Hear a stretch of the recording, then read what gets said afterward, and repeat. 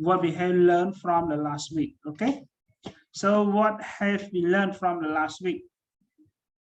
before we start a new section, please?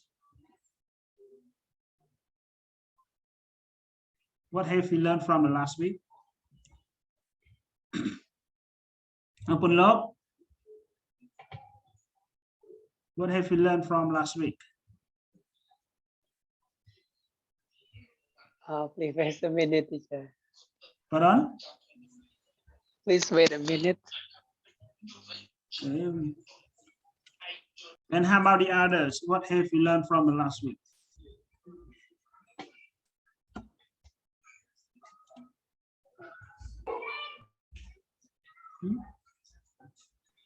Teacher have learned about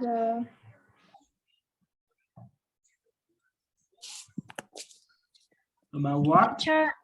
ask about what teacher and some question. Yes. About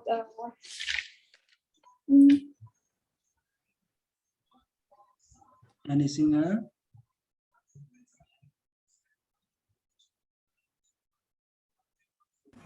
Last week we learned from what make a good teacher, and you have told us there are 4, and I forgot the first one, but the second one is explain and demonstrate and inspire. Okay, thank you. Thank you, Lim Sim. Yes. And how about the others? What we have learned from last week? Sorry, Yotay. Yes, teacher. So what have we learned from last week, please? What are the advantages of using learner-based teaching, teacher? Okay. Okay, so thank you for your remember the points yes, what we have learned from the last week. So my next question is that what are the roles of the teacher? What are the roles of the teacher? So please.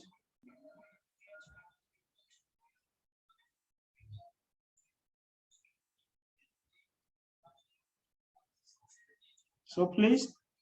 what are the roles of the teacher? តើគ្រូបង្រៀនគាត់មានតួនាទីអីខ្លះ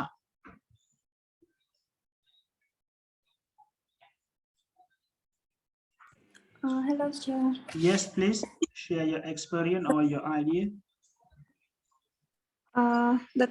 The role of teacher is make their lesson to students have interested about the lesson and must love their job.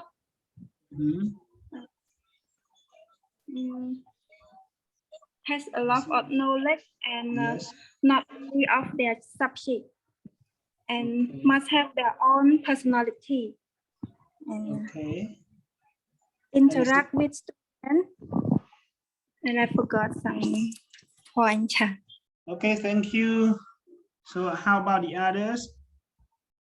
Please. Satya? Hello, teacher. Yes, Punlok, please. Yeah, want to answer this question?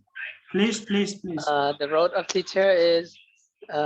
make their lesson interesting, have their own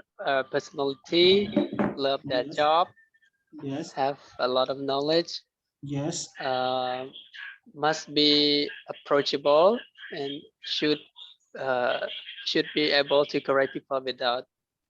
offending them. That's all. And learn from variety of model. Anything more, Punlok? And treat the student with respect. Okay, that's all here. Okay, thank you. Yes, and Nit, Pratham.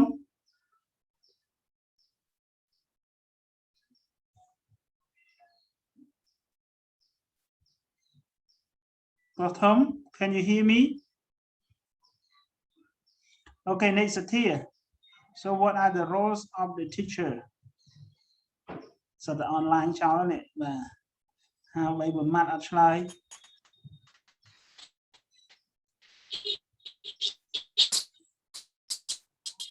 So here, can you? Oh, your service is too poor. Can you hear me, Satya? Okay, no. Kuntey, Kuntey, please share your ideas. What are the roles of the teacher? Do you hear me? Everybody, do you hear me or not? Yes, teacher. Yes, that's a D. Please share your idea. Yes, sir. For me, the role of the teachers is the teacher also helpers and responding to learner. Okay. And one more, the teachers is a monitor and checking what the learner have produced before passing it on to another learner. Okay. Yes, that's all, teacher. Okay, thank you, Sadi. Actually, when we talk about roles of the teacher, we have many points and many factors that we have to write in this. But if we think in deeply, the role teacher have only the few points. The first one, teacher can be an active participant. What is active participant of the teacher? It means that the teacher have to act his or herself or himself, have to make the student in growth in order to get the student active in the whole class. Okay, with the activity what she or he provide to the student. This is the first one. And one more thing, the teacher have to contribute his or her idea or opinion to the students. What they have, the experience, or what they have, the idea, something new, so they can share to their students. Okay, so that's why we can say teacher is an active participant in the class with the students. And the second, teacher is also a helper or resource. What is the teacher, a helper or resource? The teacher can help students to introduce new instruction or new language to the students. When they have any question or when they have any doubt, so the teacher can help the student or can provide any resources to the students what they need. For example, when they have some problem with their vocabulary, so the teacher can point, the teacher can demonstrate to the students. Okay, and when they have any problem related to the English grammar, so the teacher can guide, the teacher can show to the students. Okay, sometimes in the whole class, sometimes outside the class, sometimes outside the school. And the last one, the teacher can act herself or himself as a monitor. What is monitor?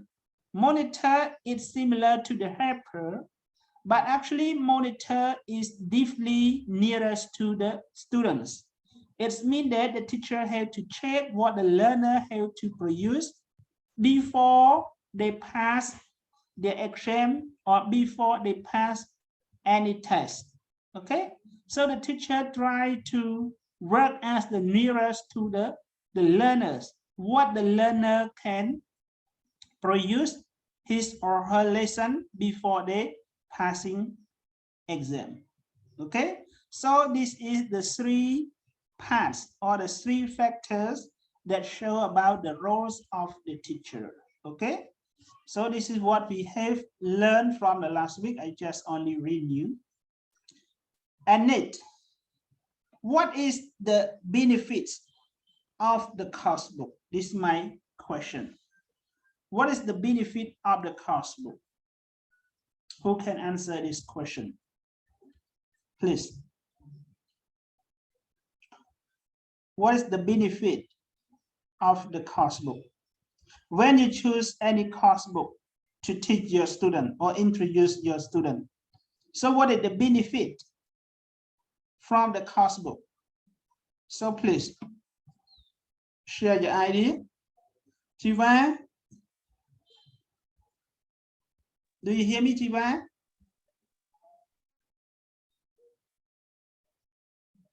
Okay, Senit.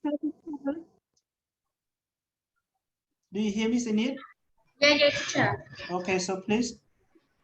Teacher, the big advantages of a course book are teacher can control student very well when during teaching, because a teacher can understand clearly about each unit that they are going to teach. And then course book is very important for teacher to understand something that he or she will teach the student, and then he or she can control time management very well. Okay. And then teacher can make a special each unit, because he or she can research something more, because he know about what is the unit that he or she will teach. Okay, that's all, teacher. Okay, thank you, Senit. And Sepo, do you want to share, please? So far I have found 3 things that that we can benefit from course book. One is reading. So students and teachers can read through the textbook or through the course book, so that they will both improve vocabularies and like spoken language, like new vocabularies. And the second thing is that we can get additional information from the course book, because sometimes we don't understand the given point, the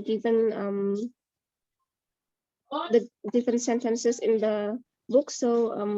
when we read, we can get additional information from the book. And the last thing is that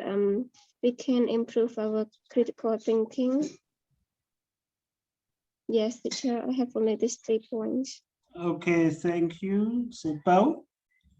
Thank you, all of you, for your answer. Bring this question.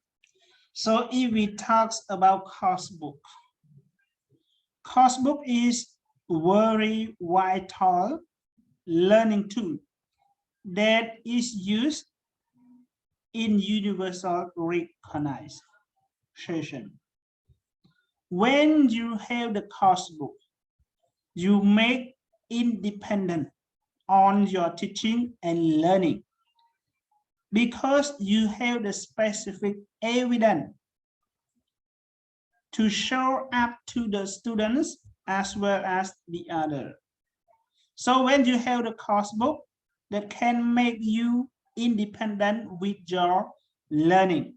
or teaching. This is the first one. And one more thing, the topic that you have to select, it means that they will be interesting to the particular his or her students. Okay?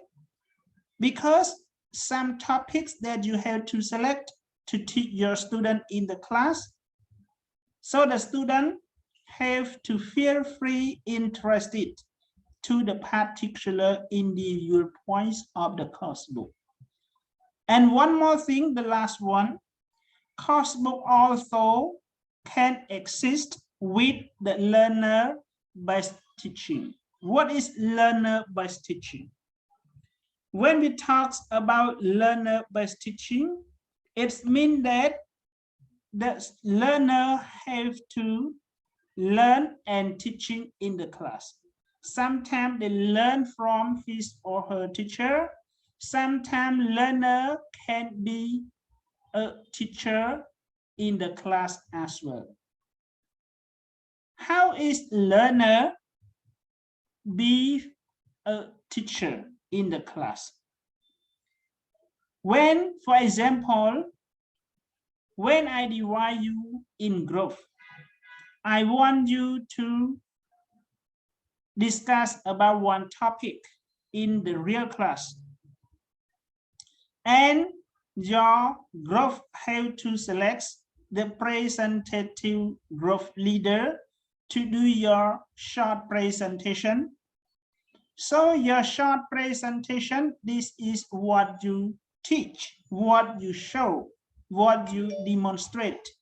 to your classmate and your teacher. So this is we call learners by teaching. Okay, so in conclusion, we can say that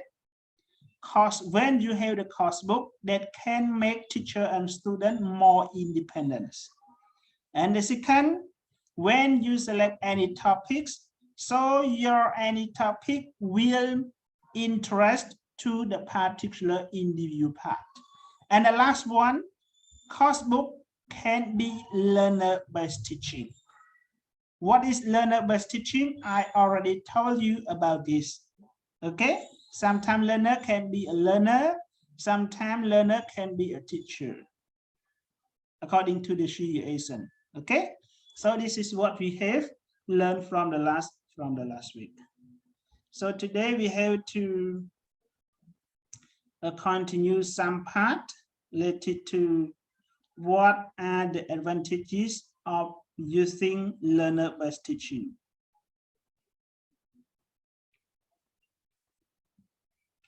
Okay, do you see my slideshow? Yes, I see, teacher. Okay, this is what we have learned from the last week. Yeah, last week we finished in this part. And today we are going to demonstrate in this part. What are the advantages of using learner-based teaching?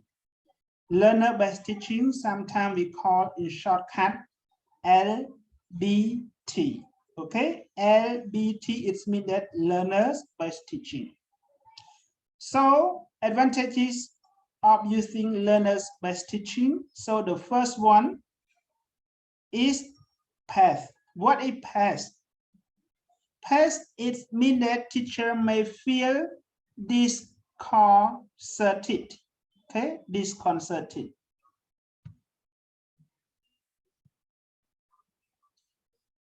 Good.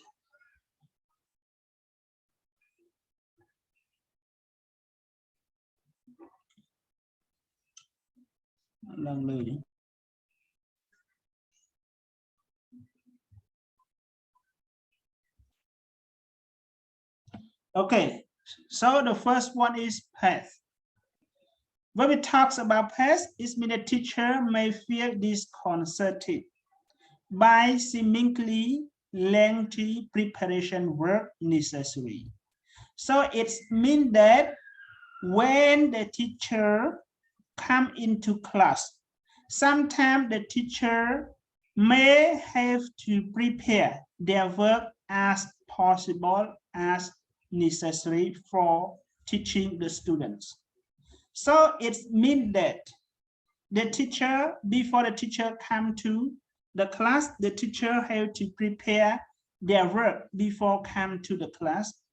The teacher have to be ready with their teaching material or teaching performance. Why the teacher have to prepare their works before come to teach?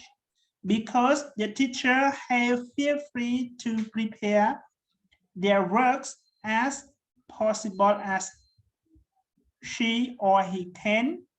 And one more thing, the teacher can include some techniques. And teacher have to find what is the weakness and what is the strength with his or her teaching to the student. Sometimes the teacher can include any material, okay? Any material, what she or he have. to teach the student in the whole class. This is the past. You have to remember that when we talk about past, it means that the teacher had to prepare the work as possible as necessary. Okay? And the second, the teacher have two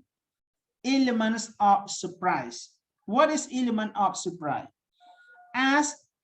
material are not warned you about in advance, so there is a strong element of surprise because the learner do not know how the learning is going before and after the lesson. So in here, for those material that are not related to their lesson, so the teacher can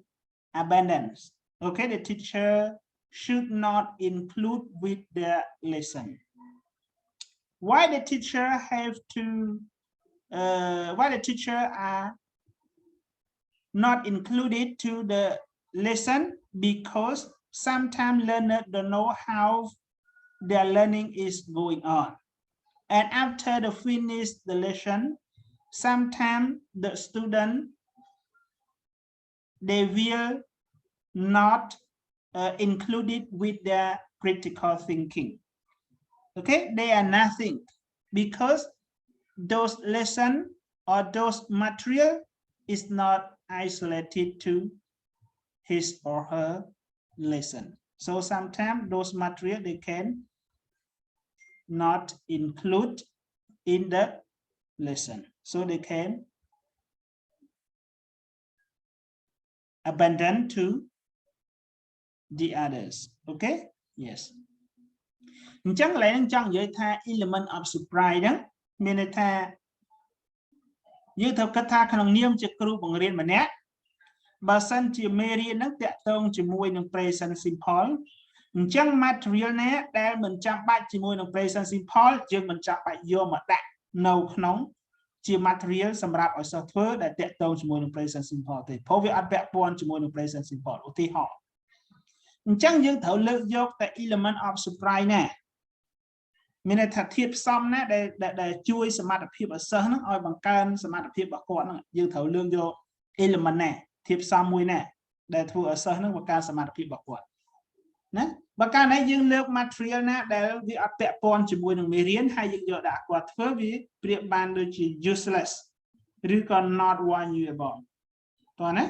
bà chẳng trong cạnh này nắng bà sân chỉ dương lược dọc trong nói ná để vẽ con chỉ mùi đồng riêng hãy đặt ở quạt thưa chẳng à quay để dương trong một hiện là quạt hay nâng quạt để chọc pi mì riêng nó quạt nâng chập đam thưa lùm hạt đấy ai thưa các bạn này phần tay bà sân dương đặt hiệp rồi nhẹ rồi nhảy đặt hiệp na để mình tẹt tông chỉ mùi đồng riêng cứ ai thưa ở sơ nắng quạt miến là khả năng muối để thả chợ bột cho bọn tẹt tông chỉ mùi đồng riêng một đặc trong lượng thì họ ta Merian present simple dương trong một thiên tập quạt sao tại dương lượng dọc ấy này rụp hiệp ấy này để anh mình vẽ pon mùi đường present simple vô mà đã nào lại nhá chẳng vì admin vẽ pon này chỉ mùi đường present simple là sao chẳng phải có chia sao hiệp bàiឬក៏ច្របូកច្បល់តាក់ទងជាមួយនឹងចំណុចហ្នឹងឯងតន់បានចំណុចខ្លៃហ្នឹងអញ្ចឹងយើងត្រូវលើកយកចំណុចណា material ណាដែលពាក់ព័ន្ធជាមួយនឹងមេរៀនរបស់យើងមុនពេលដែលយើងបង្រៀនក្រោយពេលដែលយើងបង្រៀននៅពេលដែលយើងកំពុងបង្រៀនតើសិស្សប្រមាណអ្នកដែលគាត់ចាប់បានសិស្សប្រមាណអ្នកដែលគាត់មិនចាប់បានសិស្សដែលចាប់បានអត់បញ្ហាប៉ុន្តែសិស្សដែលមិនចាប់មេរៀនបានយើងត្រូវតែមាន more activity ឲ្យគាត់តន់បានទេចឹងតន់ចាឈរអ្នកផ្សេងតន់ឆើអូខេបើតន់ខ្ញុំចូលមួយចំណុចទៀតអូខេមួយចំណុចទៀតគឺយើងនិយាយតាក់ទងជាមួយនឹង peer teaching and correction ស្អីគេ peer teaching ហើយនឹង correction បាទ peer teaching and correction we refer to the groups of the students or the group of the people have to show their teaching performance and the correction in the whole class. This we call peer teaching and correction. LBT. What is LBT? Learner best teaching ចឹងបើសិនគេសួរថាតើ LBT នឹងមកពាក្យពេចន៍អីគេចឹងបងអូនត្រូវឆ្លើយថា learner best teaching ហ្នឹងណាចឹង learner best teaching encourages students to work together and learn from each other ឃើញទេអញ្ចឹង LBT ហ្នឹងគឺជំរុញឬក៏លើកទឹកចិត្តសិស្សឲ្យធ្វើការជាមួយគ្នាឬក៏រៀនពីគ្នាទៅវិញទៅមកឃើញទេអញ្ចឹងអាហ្នឹងវាមានលក្ខណៈសំខាន់ណាស់ចឹងបើថាបើសិនជាយើងរៀនផ្ទាល់ដោយសារយើងរៀនអនឡាញនេះបើសិនរៀនផ្ទាល់ខ្ញុំត្រូវដាក់កិច្ចការងារឲ្យយើងពិភាក្សាជាក្រុមណាឃើញទេពិភាក្សាជាក្រុមកាលណាបងអូនពិភាក្សាជាក្រុមបងអូនអាចបញ្ចេញមតិយោបល់ម្នាក់តិចអ្នកនោះបន្តិចមកអ្នកនេះបន្តិចមកអញ្ចឹងយើងត្រូវអាចរករបបរួមមួយបានណាឃើញទេហើយយើងអាចរៀនពីគ្នាទៅវិញទៅមកឧបមាថាយើងបញ្ចេញមតិយោបល់ទៅបើសិនភាគីម្ខាងគាត់អត់យល់យើងជួយបញ្យល់គ្នាឃើញទេចាហ្នឹង learn from each other ណា learn from each other and activity are instruct so that learner have to pay attention to what their colleagues are saying they can teach and encourage each other ឃើញទេអញ្ចឹងសកម្មភាពដូចខ្ញុំបែងចែកជាក្រុមក៏ដោយណាខ្ញុំបែងចែកជាដៃគូក៏ដោយអញ្ចឹងសកម្មភាពទាំងអស់ហ្នឹងគឺត្រូវបានគេបង្កើតឡើងដើម្បីអីដើម្បីឲ្យ learner ហ្នឹងមានលក្ខណៈមួយមានន័យថាយកចិត្តទុកដាក់នៅអ្វីដែលមិត្តរួមថ្នាក់របស់គេនិយាយដូចយើងធ្វើការងារជាក្រុមឬក៏ធ្វើការងារជាដៃគូអីហ្នឹងនៅពេលដែលយើងនិយាយយើងជួយបញ្យល់គ្នាហ្នឹងហើយបាទអញ្ចឹងនៅពេលដែលយើងភាគីម្ខាងទៀតគាត់ស្ដាប់ឲ្យយល់នៅអ្វីដែលយើងនិយាយអញ្ចឹងយើងអាចជួយបង្រៀនគាត់អាចជួយកែគាត់ទៅវិញទៅមកនៅក្នុងក្រុមហ្នឹងចាអាហ្នឹងក៏ឈ្មោះថា peer teaching ហើយនឹង correction តើណានេះតើចាតួនចា Okay so next group solidarity ស្អី group solidarity ហ្នឹងបាទការសាមគ្គីគ្នាការសាមគ្គីភាពនៅក្នុងក្រុម so group solidarity is very important for the learners if you are not solidarity in your group it's very useless and nothing in your group. You are not cooperation in your group and you cannot catch the new thing from your group member. So group solidarity is very important for the learners. Learners are working with one another, not in competition with one another. You have to learn from your group member each other. No need to make any challenges or competitions with your group member. Just only do the positive activity in your group member. Never make a bad activity or the negative activity in your group member.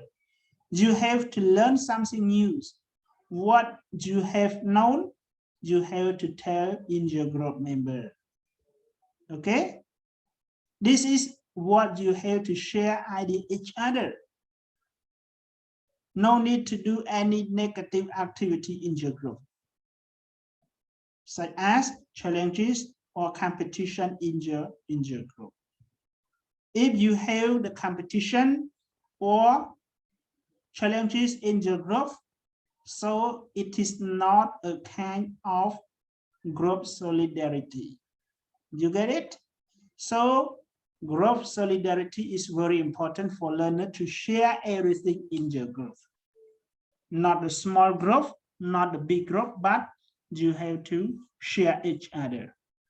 No need to raise any challenges or competition in your group. Okay? You get it? What I mean? Yes, teacher. បាទអញ្ចឹង group solidarity មានការសាមគ្គីភាពគ្នានៅក្នុងក្រុមបាទមិនថាយើងធ្វើក្រុមតូចឬក្រុមធំក្រុម assignment ទេយើងត្រូវតែមានភាពសាមគ្គីគ្នាពាក្យថាភាពសាមគ្គីគ្នាគឺមានសារៈសំខាន់បាទសម្រាប់ learner គឺ learner គាត់អាចរៀនពីគ្នាទៅវិញទៅមកណាគាត់អាចរៀនពីគ្នាទៅវិញទៅមកអ្វីដែលភាគី group member របស់យើងម្ខាងទៀតគាត់ចេះគាត់ប្រាប់យើងគាត់ដឹងគាត់ប្រាប់យើងណាគាត់ចែកម្លែកក្នុងក្រុមហ្នឹងហើយ group solidarity នេះគេឲ្យជៀសវាងទីមួយការប្រកួតប្រជែងគ្នាក្នុងក្រុម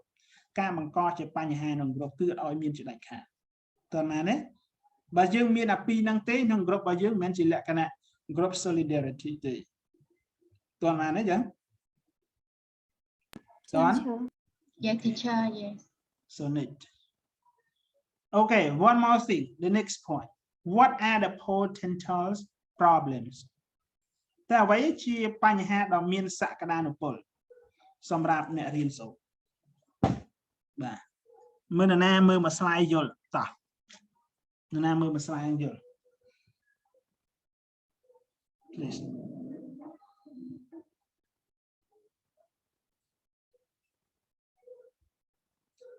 what are the potential problems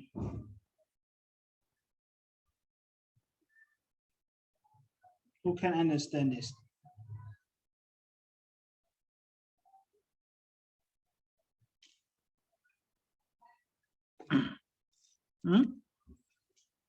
who can understand this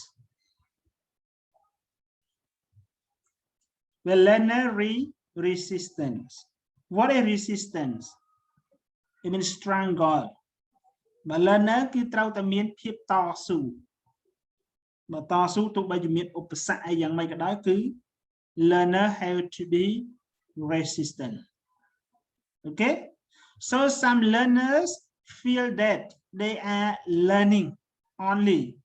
when taking or listening to the teacher and do not see the benefit of working with other students the real example when I'm talking to you you just listen to me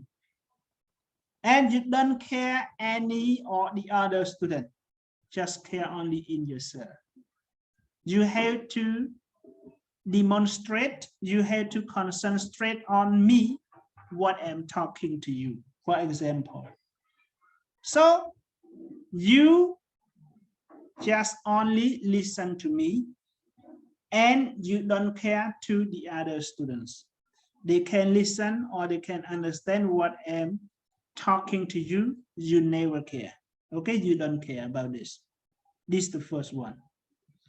and the second some may have a competitive rather than a cooperation philosophy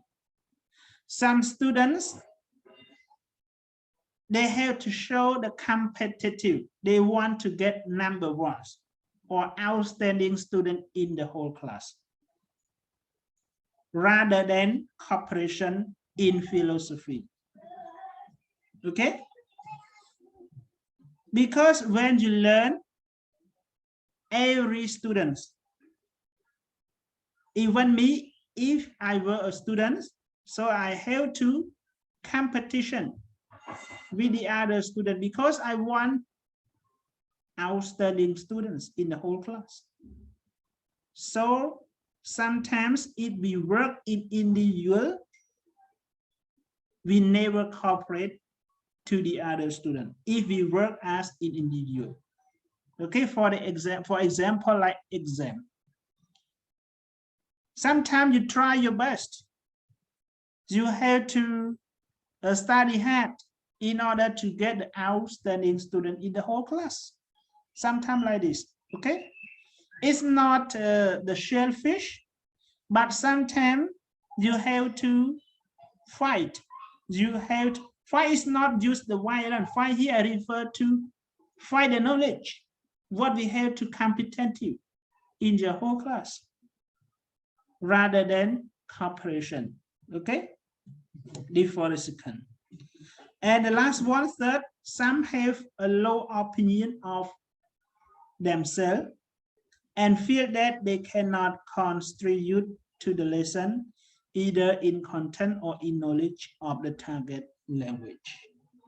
actually some students they have never shared any ideas because she or he think that his or her ideas or opinion is very low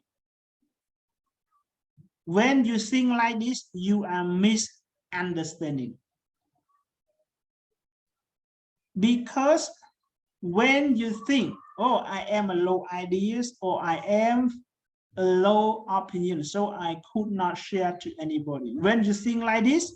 you are misunderstanding. What you have to be brave to share any idea. Even your idea is low or high, it doesn't matter. But you should ask yourself that what you can share to the others,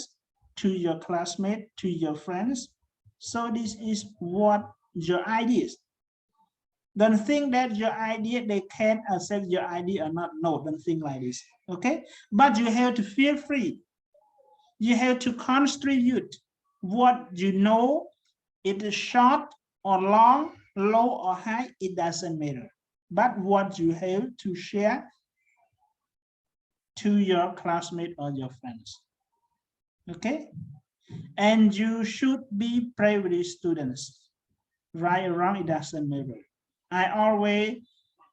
motivate the students to answer my question. Right or wrong, it doesn't matter for me. But I want your braveries. I want your braveries, ability or capacity, what you have to share in the whole group, okay? So the student have to be bravery. Don't think your idea is low, your idea is high, okay? When you think like this, you are misunderstanding. You get it? Any question Yes, for the slide? ចុចចំណុចចុងក្រោយនេះយើងកុំគិតថាគំនិតរបស់យើងនឹងទៀបណារហូតដល់ថ្នាក់អត់ហ៊ានចែករំលែកទៅដល់អ្នកផ្សេងទាំងមិត្តភ័ក្តិឬគ្រូឬក៏មិត្តរួមថ្នាក់ពេលបងអូនគិតរបៀបនេះគឺបងអូនយល់ខុសហើយគឺ misunderstanding ណាតើណាអញ្ចឹងអ្វីដែលបងអូនចង់ចែករំលែកទោះបីជាគំនិតយ៉ាងម៉េចក៏ដោយហើយកុំគិតថាអ្វីដែលយើងចែករំលែកទៅគេអត់ទទួលគំនិតរបស់យើងកុំគិតអញ្ចឹងអ្វីដែលយើងមានយើងចែករំលែកទៅគេជួនកាលអ្វីដែល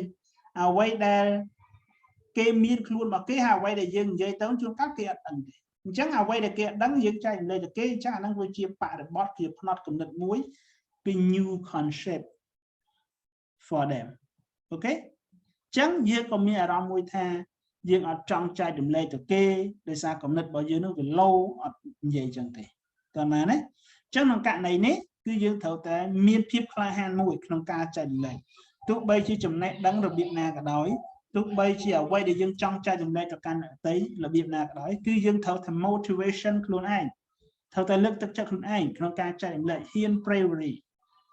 តើណាយើងអនុវត្តឲ្យបានអាគោលគំនិត4ណាច្បាប់4របស់អ្នករៀនណាសូចេពុលិស្ដាប់ហើយគិតឲ្យស៊ូហើយស្ដាប់ហើយគិតស្ដាប់ហើយយកមកគិតឲ្យស៊ូហើយកត់ត្រាសូចេពុលិតើណាយើងមានអា4ហ្នឹងគឺคล้ายទៅជាសិស្សបកែហើយណាបាទអូខេចូលមួយចំណុចទៀត external restraints. What is external restraints?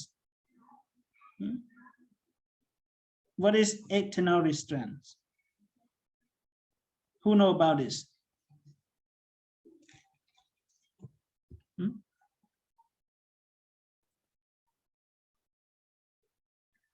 Who know about this?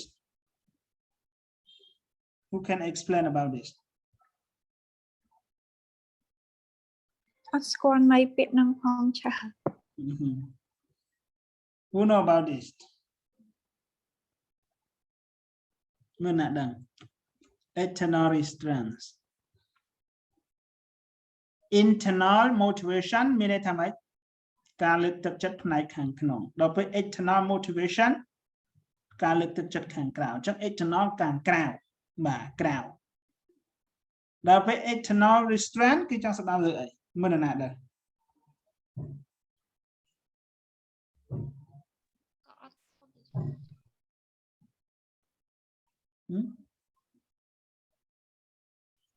Hello teacher. Yes, please Anit. ខ្ញុំគិតថា teacher អាហ្នឹងតើតើនឹងការបរៀនដែលវាមិនយកថាមិន follow តាម course book ទាំងស្រុងទេ ថាចំណុចខ្លះយើងអាចលើកពី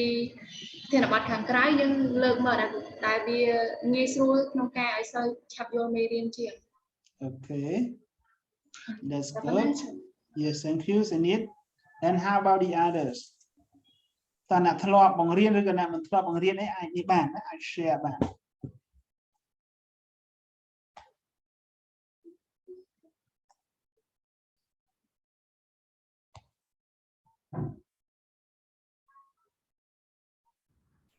Teacher, I want to answer. Yes, please. ក្នុងហ្នឹងមានន័យថាមិនចាំបាច់តែលោកគ្រូបរៀននៅក្នុងថ្នាក់ទៅដោយយើងអាចឧទាហរណ៍ដូចជាលោកគ្រូចែកបែបចំណេះដឹងលោកគ្រូមកពីប្រទេសខាងក្រៅគ្រូមានការបន្សល់ច្រើននៅប្រទេសខាងក្រៅក៏អាចលើកយកមកបង្រៀនពួកយើងបានដែរផងដូចជាមតិពី sister ឬក៏ brother ផ្សេងអាចលើកយកមកបង្រៀនបាន Okay, thank you. It's made until be possible. Okay. Minute.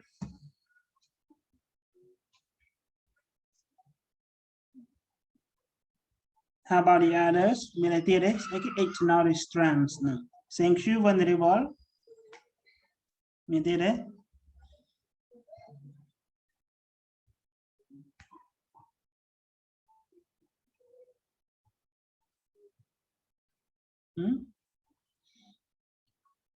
Okay, ចឹងគ្នាយើងគុណចាស់មានសង្ឃនិកាឬក៏សនិតបានលើកឡើងមកគឺមិនខុសនោះទេបាទតកតងជាមួយនឹង external restraint ហ្នឹងគឺចង់សំដៅទៅលើការបំរុងទុកឬការត្រៀមទុកនៅសកម្មភាពទាំងឡាយណាដែលគ្រូគាត់ត្រូវលើកយកមកបង្រៀនសិស្សមានន័យថាបើសិនជាយើងចង់បង្រៀនសិស្សហ្នឹងតកតងជាមួយនឹងខ្ញុំនិយាយដល់ថា present simple អញ្ចឹងយើងត្រូវមានសកម្មភាពឲ្យខ្លះ activity ឲ្យខ្លះណាត្រូវមាន activity ឲ្យខ្លះដែលពាក់ព័ន្ធជាមួយនឹង present simple ណាយើងអាចជាសកម្មភាពឲ្យសិស្សធ្វើលំហាត់ពាក់ព័ន្ធជាមួយនឹង present simple ឬក៏យើងអាចឲ្យសិស្សហ្នឹងឡើងនិយាយតែងជាប្រយោគឬក៏យើងអាចមានជា game មួយដែលពាក់ព័ន្ធជាមួយនឹង present simple ហ្នឹងអញ្ចឹងអាហ្នឹងឲ្យឈ្មោះថា external restraints អញ្ចឹង external restraint ហ្នឹងប៉ុន្តែអ្វីដែលយើងត្រូវលើកឡើងមកហ្នឹងគឺត្រូវតែ follow ជាមួយនឹង external syllabus របស់យើងដោយកាលពីចាប់ផ្ដើមខ្ញុំបង្ហាញអំពី course syllabus មកហើយឃើញទេថ្ងៃណាយើងត្រូវធ្វើអីថ្ងៃណាត្រូវធ្វើអីយើងត្រូវ follow ជាមួយនឹង course syllabus របស់យើងដែរមានន័យថាប្រហែលថ្ងៃឬក៏ប្រហែលសប្តាហ៍ដែលយើងចំណាយពេលបង្រៀនតាក់ទងជាមួយនឹង present simple ណាយើងត្រូវចំណាយពេលទៅលើហ្នឹងណាបាទប៉ុន្តែយើងត្រូវតែ flexible teacher have to be flexible បត់បែនតាមកលៈទេសៈណាបាទយើងមិនតម្រឹមថាអូពេលវេលារបស់យើងលេខឲ្យចំឲ្យដូចជាមួយអាហ្នឹង 100% គឺអត់អាចដូចទេណាវាអាចមានលំអៀងអីតិចតួចប៉ុន្តែកុំឲ្យខុសឆ្ងាយពី syllabus របស់យើងណា syllabus របស់យើងហើយគ្រូត្រូវតែបញ្ចូលសកម្មភាពទាំងអស់ហ្នឹងរាល់ syllabus របស់គ្រូដែលគាត់រៀបចំមកហ្នឹងគឺគាត់ត្រូវតែ using learner based teaching activity ហើយស្អីទៅ learner based teaching activity នេះខ្ញុំបានបញ្យល់ហើយជួនកាលកូនសិស្សដើរតួជាអ្នករៀនផងដើរតួជាអ្នកបង្រៀនផងនៅពេលណាកូនសិស្សដើរតួជាអ្នករៀនបាទគ្រូបញ្យល់ទៅយើងស្ដាប់ដើរតួជាអ្នករៀននៅពេលដែលខ្ញុំសួរសំណួរឬខ្ញុំដាក់សកម្មភាពអីមួយធ្វើអញ្ចឹងកូនសិស្សនឹងដើរតួជាអ្នកបង្រៀនវិញឃើញទេដូចខ្ញុំសួរមិញគឺសិស្សតែបង្រៀនមិនចាំបាច់ទៅឲ្យយើងបង្ហាញគេបញ្យល់គេយ៉ាងនេះទៅតែយើងឆ្លើយសំណួរគ្រូក៏ជាលក្ខណៈមួយសិល្បៈមួយនៃការបង្រៀនផងដែរណាតោះណាអញ្ចឹងអាហ្នឹងឲ្យឈ្មោះថា external restraints ចូលទី2 demands on the teacher បាទតម្រូវការរបស់គ្រូតែតម្រូវការរបស់គ្រូគាត់ត្រូវធ្វើអីខ្លះតម្រូវការរបស់គាត់អញ្ចឹង it is essential to keep a record of all work done អញ្ចឹង teacher ហ្នឹងគាត់ត្រូវតែប្រកាសខ្លួនឯងថាពីមួយមេរៀនទៅមួយមេរៀនគាត់ត្រូវតែបង្រៀនឲ្យចប់ឲ្យទាន់កម្មវិធីរបស់គេណាឲ្យទាន់កម្មវិធីរបស់គេហើយកិច្ចការដែលគាត់ធ្វើសម្រាប់ការវិភាគឬក៏សម្រាប់ syllabus ដែលគាត់ធ្វើហ្នឹងគាត់បង្រៀនហ្នឹងគឺត្រូវតែមានលក្ខណៈអត់ឲ្យបន្សល់ទុកទេគឺត្រូវតែធ្វើយ៉ាងម៉េចឲ្យហើយនៅកិច្ចការងាររបស់គាត់ដែលគាត់បានព្រៀងទុកណា One way in which teacher and student can do this by cooperating in production of a regular class newsletter ណាចឹងមានន័យថាជួនកាលមធ្យោបាយមួយគ្រូហើយនិងសិស្សគឺអាចធ្វើការសហការគ្នាទៅវិញទៅមកដោយការបង្កើតថ្នាក់រៀនឲ្យមានភាពរស់រវើក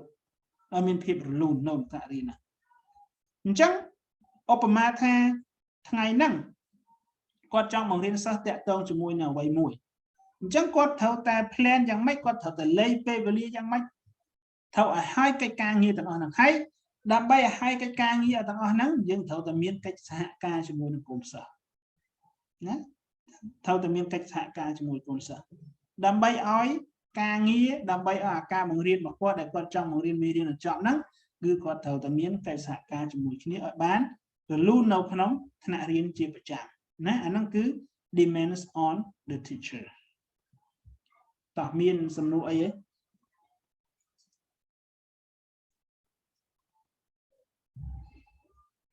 មានសំណួរអី Any question I don't have for now, teacher. Okay, so if no question, so I had to remove to next. Okay, finish in our lesson. Okay, យើងចប់មួយ chapter មួយមេរៀនបាទតោះមានសំណួរអីឆ្ងល់ទេតាក់ទងជាមួយនឹងមេរៀនរបស់យើងនេះដែលរៀនអំពី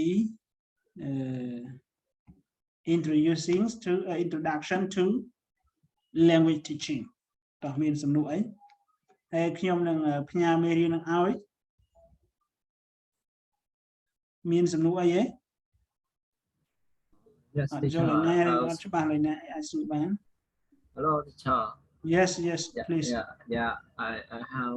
a small question Yes please Yeah my question is ដូចជានេះលោកគ្រូដូចជាលោកគ្រូឧទាហរណ៍ដូចជាលោកគ្រូក្រៅទៅគាត់បរៀនដូចជាមេរៀនទី1អញ្ចឹងគាត់បរៀនហើយដល់ពេលមេរៀនទី2ក៏អត់បរៀនទេទៅផ្លោះរៀនមេរៀនទី3អាហ្នឹងវិញគ្រូកណាមានគ្នាយើងណាជួយឆ្លើយទេមានគ្នាយើងណាជួយឆ្លើយទេមានដឹងទេមេរៀនទី1គាត់អត់បង្រៀនតែគាត់ផ្លោះមេរៀនទី2ទៅមេរៀនទី3ជួនកាលអានេះទៅតាមការខ្ញុំគិតទេណាបាទបើនេះអាការគិតរបស់ខ្ញុំក៏មិនប្រកាសថាត្រូវ 100% ដែរចាមេរៀនទី2អត់បរៀនទេតែបរៀនមេរៀនទី1និងទី3ហ្នឹងហើយកណាកំពុងតែនិយាយតាក់ទងជាមួយនឹងចំណុចហ្នឹងមានន័យថាពីមនុស្សម្នាក់ទៅមនុស្សម្នាក់មានការគិតខុសៗគ្នាប៉ុន្តែអាការគិតរបស់ខ្ញុំក៏មិនថាប្រកាសថាត្រូវ 100% ដែរត្រូវនៅតាមអ្វីដែលជាគោលបំណងរបស់លោកគ្រូម្នាក់នឹងដែរជួនកាលក៏គិតថាមេរៀនទី1សំខាន់មេរៀនទី3សំខាន់ប៉ុន្តែមេរៀនទី2អត់សំខាន់អាហ្នឹងវាជាកត្តាមួយវាអត់ពាក់ព័ន្ធជាមួយនឹងតថភាពជាក់ស្ដែងនៅក្នុងសង្គមអញ្ចឹងគាត់ក៏រំលងមេរៀនហ្នឹងទៅចូលមេរៀនទី3អាហ្នឹងវាអាចមានមួយកត្តាមួយទៀតគាត់អាចចង់ដាក់មេរៀនទី2ដែលគាត់បង្រៀនហ្នឹងអាចឲ្យយើងធ្វើជា assignment តែណាធ្វើជា assignment ឬក៏ធ្វើកិច្ចការស្រាវជ្រាវអីមួយ ដែលពាក់ព័ន្ធជាមួយនឹងគាត់ចង់ដឹងពីសមត្ថភាពរបស់យើងតើនៅពេលដែលគាត់អត់បង្រៀនមេរៀនហ្នឹងយើងយល់បានប្រមាណ%អាហ្នឹងវាជារឿងមួយទៀតណាហើយរឿងមួយទៀតជួនកាលគាត់ផ្លេចបាទផ្លេចមានន័យថាគាត់បើកទៅអាមេរៀនទី1ហើយមេរៀនទី2វាមើលទៅវាអត់មានអីចឹងយ៉ាងវាអត់មានអីជាលក្ខណៈដែលថាពាក់ព័ន្ធគ្នាអញ្ចឹងគាត់អាចរំលងមេរៀនទី2ហ្នឹងទៅចូលមេរៀនទី3ព្រោះវាអត់មានពាក់ព័ន្ធគ្នាឃើញទេអញ្ចឹងវាការគិតរបស់ខ្ញុំមិនប្រកាសថាត្រូវតាមទស្សនវិជ្ជាជាក់ស្ដែង 100% ទេអានេះគ្រាន់តែជាលក្ខណៈមួយឆ្លងទៅតាមបទពិសោធន៍ឆ្លងទៅតាមអ្វីដែលធ្លាប់ឃើញនៅក្នុងអតីតកាលណាខ្ញុំនៅជាសិស្សក៏អញ្ចឹងដែរមេរៀនទី1គ្រូបង្រៀនដល់ពេលមេរៀនទី2អត់ទៅគាត់ទៅបង្រៀនមេរៀនទី3ប៉ុន្តែសួរថាមេរៀនទី2គាត់បង្រៀនអត់គាត់បង្រៀនប៉ុន្តែគាត់ចង់ដាក់ឲ្យសិស្សធ្វើអាហ្នឹងចង់ដាក់សិស្សធ្វើជាកិច្ចការស្រាវជ្រាវមួយឃើញទេកិច្ចការស្រាវជ្រាវមួយសម្រាប់សិស្សដល់ពេលសិស្សដឹងថាចេះតែមើលចេះតែវាតម្លៃគ្រូចេះមួយតាមពិតគោលបំណងរបស់គាត់គឺគាត់ចង់ដាក់ឲ្យយើងធ្វើជាកិច្ចការងារហើយជួនកាលគាត់អាចថាដោយសារមេរៀនទី2វាអត់ពាក់ព័ន្ធជាមួយនឹងជំនាញរបស់យើងអញ្ចឹងគាត់អាចរំលងចោលដែរហ្នឹងវាអញ្ចឹងណាគុណតោះនេះគុណយ៉ាទីចោលយ៉ា thank you ទីចោលតោះមានអីទៀតមានអីទៀតទេឥឡូវអត់មានអីហើយចា៎បាទเราអត់មានអីទៀតទេយើងចូល chapter 1 អត់ដែរប៉ុន្តែចូលមេរៀនទី2ណាមកយើងរៀនតាក់ទងជាមួយនឹង introduction to អីមិញបាទ introduction to language teaching បាទឥឡូវយើងនិយាយអំពី technique in language learning បាទ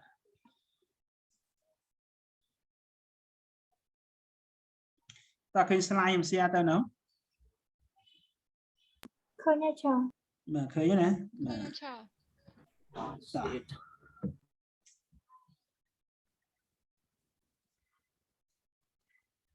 បាទយើងចូលខ្ញុំសូមលុបតិចសិន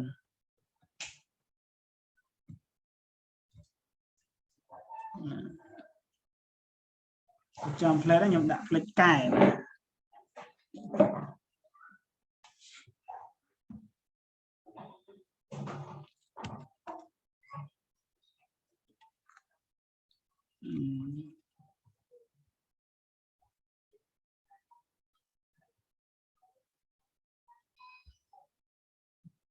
Okay, so let's continue. So we have completed the chapter 1, unit 1 already. So we have to start in unit 2 in the same unit, same chapter. Okay. So today we have to learn with the new unit. Okay, new unit. Unit 2, this we focus on techniques in language learning. Okay,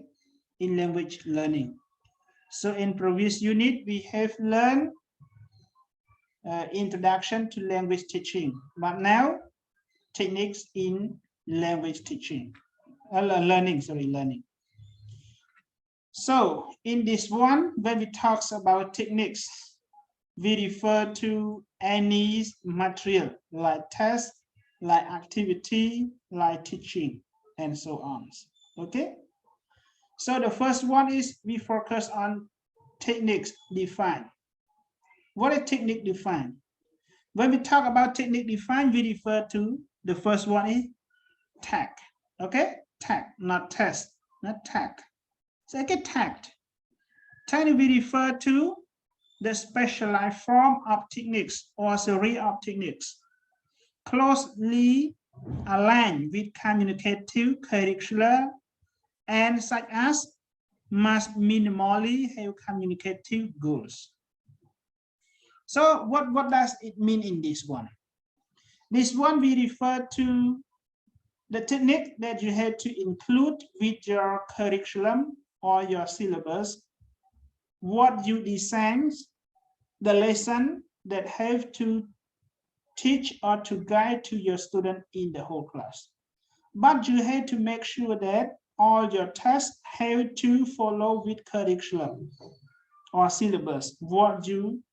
design, what you specialize, the form of your techniques, or the rate of your techniques, in order to achieve with specific goal of his or her lessons. Okay? អញ្ចឹងនៅក្នុងករណីនេះនៅពេលដែលយើងនិយាយអំពី technique គឺយើងសំដៅទៅកត្តាជាច្រើន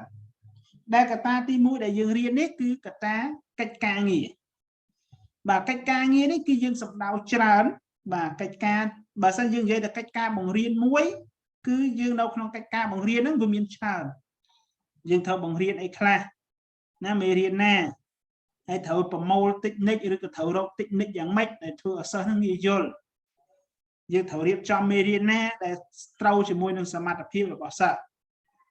យើងត្រូវបញ្ចូលទាំងអស់យើងត្រូវតែប្រើវិធីសាស្ត្រយ៉ាងម៉េចតាក់ទងជាមួយនឹង classroom management របស់យើង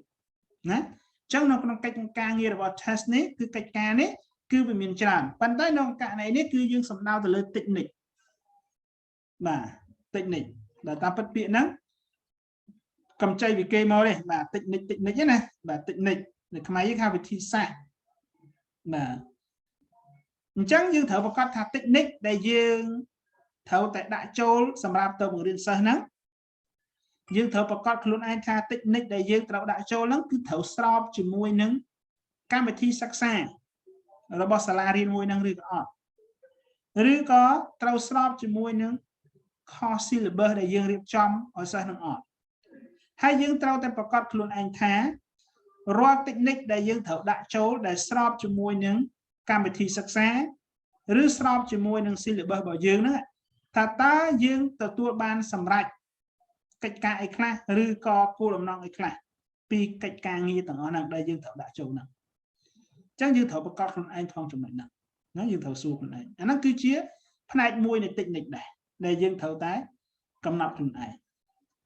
ចូលទី2 activity សកម្មភាពស្អីទៅសកម្មភាពអញ្ចឹងក្នុងករណីនេះគឺគេសំដៅទៅលើ activity what the learner have to perform in the classroom but the activity is have to be the virtual activity that learner have to perform in the classroom. Sometimes the activity can be a group work, sometimes a peer, sometimes individual. Okay, but you have to include your virtual activity in the classroom for your students. Activity can include role plays, drill or games and etc. Score role play មានអ្នកអត់ស្គាល់ទេមានអ្នកអត់ស្គាល់ទេដូចសម្ដែងតួអង្គអីហ្នឹងមិនចឹងបាទយើងអាចសម្ដែងតួអង្គឬក៏អាចដើរតួអីមួយចឹងទៅបាទដើរតួជាគ្រូបង្រៀនណាមិន role play មិនយើងអត់គិតទៅលើន័យចង្អៀតទេគឺយើងគិតទៅលើន័យទូលាយសូម្បីតែយើងវិស័យផ្នែកភាពយន្តក៏យើងអាចប្រើពាក្យ role play នឹងក៏បានជាគ្រូបង្រៀនយើងក៏អាចប្រើពាក្យ role play នឹងបានឃើញទេបាទដើរតួនាទីជាគ្រូដើរតួនាទីជាអ្នកសម្ដែងដើរតួនាទីជាកូនសិស្សដើរតួនាទីជាអ្នកស្ដាប់ដើរតួនាទីជាអ្នកបង្ហាញដើរតួនាទីជាអ្នកពន្យល់បាទអាហ្នឹងគេហៅ role play តើម៉ែទេតើចាដល់ពេល drill នេះគឺមានអ្នកស្គាល់ drill មានអ្នកស្គាល់អត់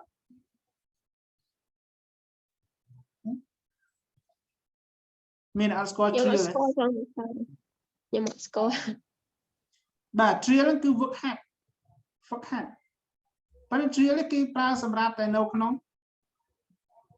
ភាសាបែប teaching methodology ទេប៉ុន្តែ drill បើវឹកហាត់ជាមួយកងតបកងអីយើងអត់ប្រើពាក្យហ្នឹងទេវឹកហាត់ជាបទចម្រៀងក៏យើងអត់ប្រើពាក្យហ្នឹង drill នេះមានន័យថានៅពេលដែលយើងបង្រៀនមេរៀនអ្វីមួយចប់ឧបមាថាបង្រៀនពី passing point អញ្ចឹងយើងត្រូវឲ្យសិស្ស drill មានវឹកហាត់ជាមួយនឹង passing point អាចចែកกระดาษជាលំហាត់ឲ្យគាត់ហ្វឹកហាត់តើអ្វីដែលយើងបង្រៀនទាំងប្រមាណនាទីទាំងប្រមាណម៉ោងហ្នឹងកូនសិស្សអត់យល់ប្រមាណ%អញ្ចឹងយើងចែកជាកិច្ចការគាត់ធ្វើអាហ្នឹងគេហៅឈ្មោះ drill តើម៉ែធ្វើលំហាត់ធ្វើអីហ្នឹងតើបាទចង់ game ស្អីទៅ game បាទស្គាល់ទៀតចាប់ហើយបាទប៉ុន្តែ game គេហៅល្បែងកម្សាន្តប៉ុន្តែល្បែងកម្សាន្តនៅក្នុងភាសា teaching methodology គឺយើងត្រូវតែលើកល្បែងកម្សាន្តណាដែលពាក់ព័ន្ធជាមួយនឹងមេរៀនរបស់យើងតើណាមិនយើងរៀនពី past simple ទៅឲ្យសិស្សលេង PUBG ណាបាទលេង game ប៉ូ game បាញ់ត្រីអីណាមិនអញ្ចឹងទេគឺល្បែងកម្សាន្តហ្នឹងបើសិនតែយើងរៀនឬក៏បង្រៀនមេរៀនអីមួយអញ្ចឹងល្បែងកម្សាន្តហ្នឹងឬក៏សកម្មភាពហ្នឹងគឺត្រូវតែពាក់ព័ន្ធជាមួយនឹងមេរៀនហ្នឹងកុំឲ្យចាក់ឆ្ងាយពីមេរៀនតើណាអញ្ចឹងអាហ្នឹងគឺជា technique មួយដែលយើងត្រូវតែយកទៅអនុវត្តនៅក្នុងថ្នាក់រៀនរបស់យើងតិចទៀតនៅក្នុងមេរៀនចុងក្រោយគេបងអូននឹងឃើញណាពាក់ព័ន្ធជាមួយនឹង lesson plan ណាកិច្ចតែងការបង្រៀនណាកិច្ចតែងការបង្រៀនអញ្ចឹងកិច្ចតែងការបង្រៀនគឺបងអូនត្រូវតែបញ្ចូល activity ទាំងអស់ហ្នឹងដល់នេះមុននឹងយើងទៅបង្រៀនសិស្សយើងត្រូវតែធ្វើកិច្ចតែងការបង្រៀន lesson plan សិនមិនមែនទៅដល់បង្រៀនឆាវទេណាបាទបើបង្រៀនឆាវអញ្ចឹងគឺអត់ទទួលបានអីទេយើងត្រូវ plan អីមួយសូម្បីតែខ្ញុំបង្រៀនអូនក៏ខ្ញុំត្រូវ plan អីមួយដែរណាប៉ុន្តែដោយសារខ្ញុំ plan តែមេរៀនទី1បាទមេរៀនទី2ខ្ញុំ plan ឈឹងបាទខ្ញុំ plan ហ្នឹងគឺត្រូវចាប់ផ្ដើមកន្លែងណាកន្លែងណាត្រូវនិយាយកន្លែងណាត្រូវសួរណាកន្លែងណាត្រូវជា student activity កន្លែងណាត្រូវ teacher activity ណាយើងនិយាយមួយនាទីណាហើយបញ្ចប់ទៅវិញថាម៉េចណាអញ្ចឹងមានតែទាំងអស់ហ្នឹងអាហ្នឹងជា technique មួយឃើញទេហើយមុនយើងខ្លាយទៅជាធ្វើ lesson plan ចេញតើយើងស្គាល់ technique ទាំងអស់ហ្នឹងបាទ technique ទាំងអស់ហ្នឹងបើយើងអត់ស្គាល់ពី technique ទាំងអស់ហ្នឹងទេគឺរៀងពិបាកទៅចាតោះណាអញ្ចឹងបាទតោះចូលមួយទៀតបាទ procedure ស្អីទៅ procedure excuse me teacher yes sorry teacher excuse me I want to ask you like game ចាក្នុងរយៈពេល game ហ្នឹងយើងអាចលើកជា game នេះបានអត់ចាthis one ដូចជាគ្រូដាក់ឲ្យយើងឡើងក្តារខៀនឲ្យយើងសរសេរអំពីពាក្យដែលផ្ដើមដោយអក្សរ T ឬក៏អក្សរ C អីហ្នឹងកណាយល់អាហ្នឹងគេឲ្យឈ្មោះថា train បាទអាហ្នឹងគេហៅវិធីសាស្ត្រ train ហ្នឹងគឺ train word ដូចគុណមានន័យថាពាក្យបន្តគ្នាណាដូចយើងសេថា apple វាបញ្ចប់ដោយអក្សរ e នឹងអញ្ចឹងយើងរកពាក្យណាដែលចាប់ផ្ដើមដោយអក្សរ e នោះដូចជា elephant នេះដូច i ហ្នឹងទៅអាហ្នឹងឲ្យឈ្មោះថា word train តើណាគុណ yes មានពាក្យតកតុយគ្នាអញ្ចឹងបើគុណចង់លេង game ហ្នឹងក៏បានដែរប៉ុន្តែសួរថា game ហ្នឹងវាពាក់ព័ន្ធជាមួយនឹងមេរៀនអត់គុណត្រូវប្រកបខ្លួនឯងអញ្ចឹងteacher តកតងនឹងមេរៀន game teacher យើងអាចលើកជា game អីវិញបានចាលោកកណាទីហោខ្លីចេះហ៎ yes អូមកថ្ងៃហ្នឹងកណាបង្រៀនដូចគុណឲ្យបងប្អូនទាំងអស់គ្នាថាពាក់ព័ន្ធជាមួយនឹង present simple បច្ចុប្បន្នកាលធម្មតាអញ្ចឹងនៅពេលដែលយើងចប់មេរៀនខ្ញុំចង់ដឹងថាតើអ្វីដែលខ្ញុំបង្រៀនទាំងប្រហែលម៉ោងនេះដូចគុណឬក៏បងប្អូនផ្សេងទៀតចាប់បានឬក៏អត់អញ្ចឹងខ្ញុំត្រូវធ្វើម៉េចអាចឲ្យជាលំហាត់ឲ្យគាត់ធ្វើក៏បានឲ្យគាត់ฝึกហាត់ក៏បាន drill ក៏បានឬក៏អាច design ឬក៏អាច organize game ណាមួយដែលពាក់ព័ន្ធជាមួយនឹង present simple តោះណាតើម៉ានេះគុណកណាអាចឲ្យជាលក្ខណៈគេថា bullying បាទ bullying game ក៏បានមានន័យថាយើងរុំកដាងជាមួយដូចបាល់អញ្ចឹងហើយយើងអាចចាក់បទចម្រៀងមកបាទចាក់បទចម្រៀងហើយខ្ញុំអ្នកចុច stop អញ្ចឹងបើសិនជាអាកដាស់ហ្នឹងដល់កន្លែងណាអ្នកណាកាន់កដាស់ហ្នឹងអញ្ចឹងបទចម្រៀងឈប់អញ្ចឹងយើងឲ្យម្នាក់ហ្នឹងតែងជាប្រយោគមករវាង present simple នោះបើគាត់តែងអត់ចេញយើងអាចនិយាយជាខ្មែរមកឲ្យគាត់តែងជាភាសាអង់គ្លេសមកដល់ខ្ញុំទៅផ្សារអញ្ចឹងមកអង់គ្លេសថាម៉េចអញ្ចឹងទៅ I go to the market អញ្ចឹងមកឧទាហរណ៍អញ្ចឹងតោះនេះគឺវាពាក់ព័ន្ធជាមួយនឹងមេរៀនរបស់យើងដែរតោះនេះគុណតោះនេះនិយាយមួយម៉ាត់ឲ្យខ្លីគឺ game កន្លែងនេះគឺ ពាក់ព័ន្ធជាមួយនឹងមេរៀនរបស់យើង តើនេះគុណ Yes, thank you very much. Okay, yes. តោះចូលមួយទៀត procedure ស្អីទៅ procedure នីតិវិធីតើនីតិវិធីក្នុងការ include technique មានអីខ្លះអញ្ចឹងដោយយោងទៅតាមលោក Richard Roger 1986 use the term procedural to compass actual moment to moment techniques practice and behaviors that operate in teaching a language according to particular method មានន័យថាម៉េចណាណាដឹងមើលយល់អត់អាហ្នឹង Richard ហើយនឹង Roger 1986 គាត់និយាយចឹង procedure គាត់អនុនិយមនៃ procedure ចឹងនីតិវិធីអីទៅជានីតិវិធីមើលបងអូនណាដឹង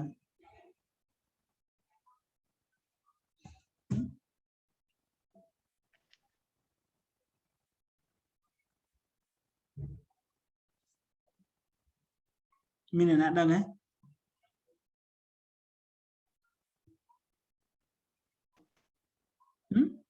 មិនស្ងាត់ដែរមិនស្ងាត់ដែរពី9គណៈរកបបានដែរមិនស្ងាត់ដែរហើយលោកគ្រូស្ងាត់ហើយ Yes please right or wrong it doesn't matter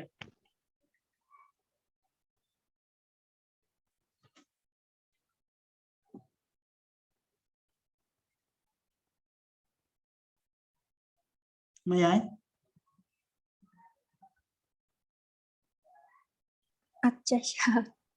chết thì mà chẳng đôi dương tờ tam Richard hay Roger nữa để quan dây nó năm mà quan của buôn rồi bạt của muối có thá cá pra bị procedure nó cứ đầm bay phiếp chạy lẹ na mùi nấu nóng cái nụ vót technique bạp chỉ lẹ cả nè cho là nè moment to moment technique chỉ cho nè mấy technique chỉ cho là nè miền này thả quay đại dương bằng riêng tự sắc tiếng sa ca phiếp cả đói rồi cả cách ca nghe cả đói tiếng quần vô cả đói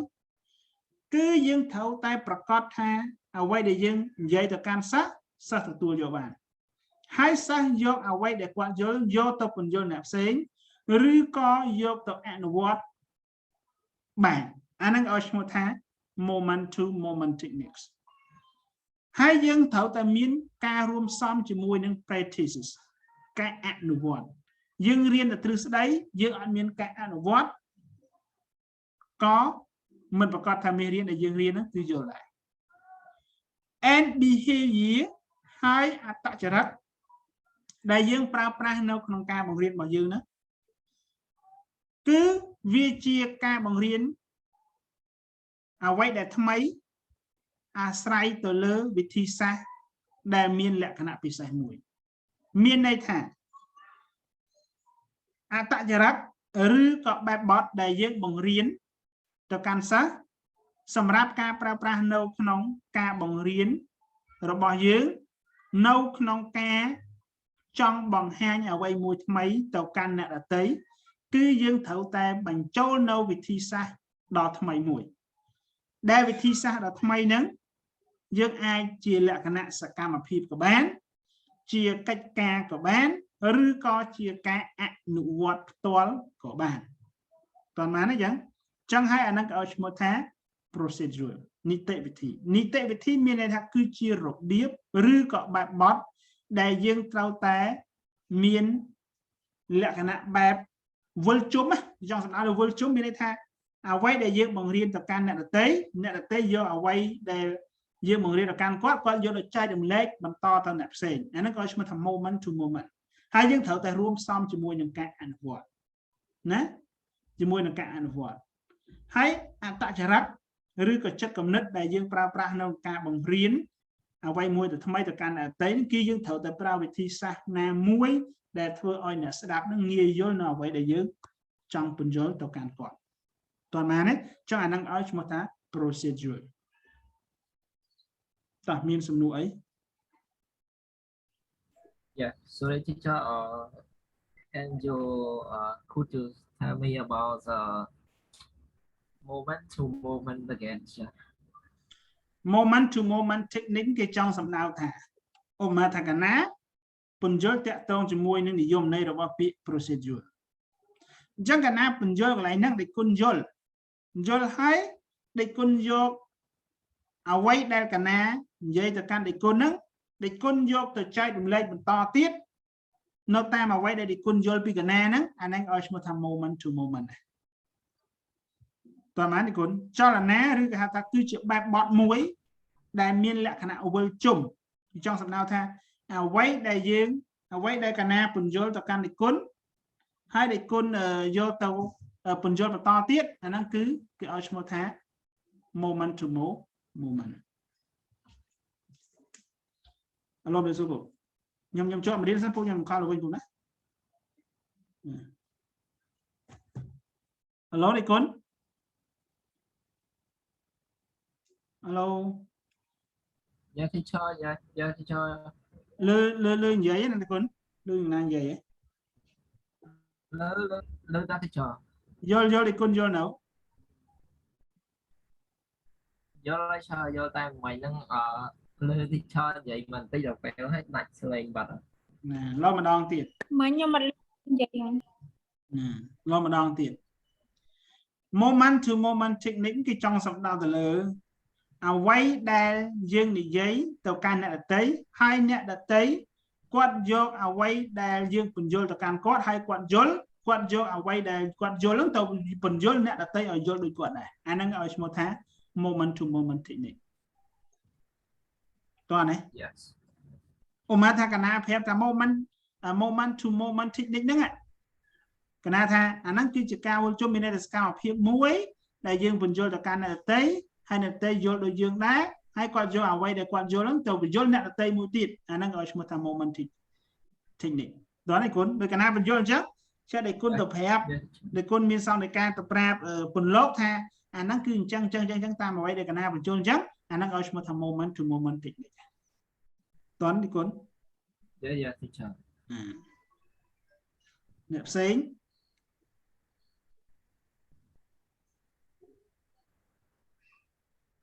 អ្នកផ្សេងយល់ទេ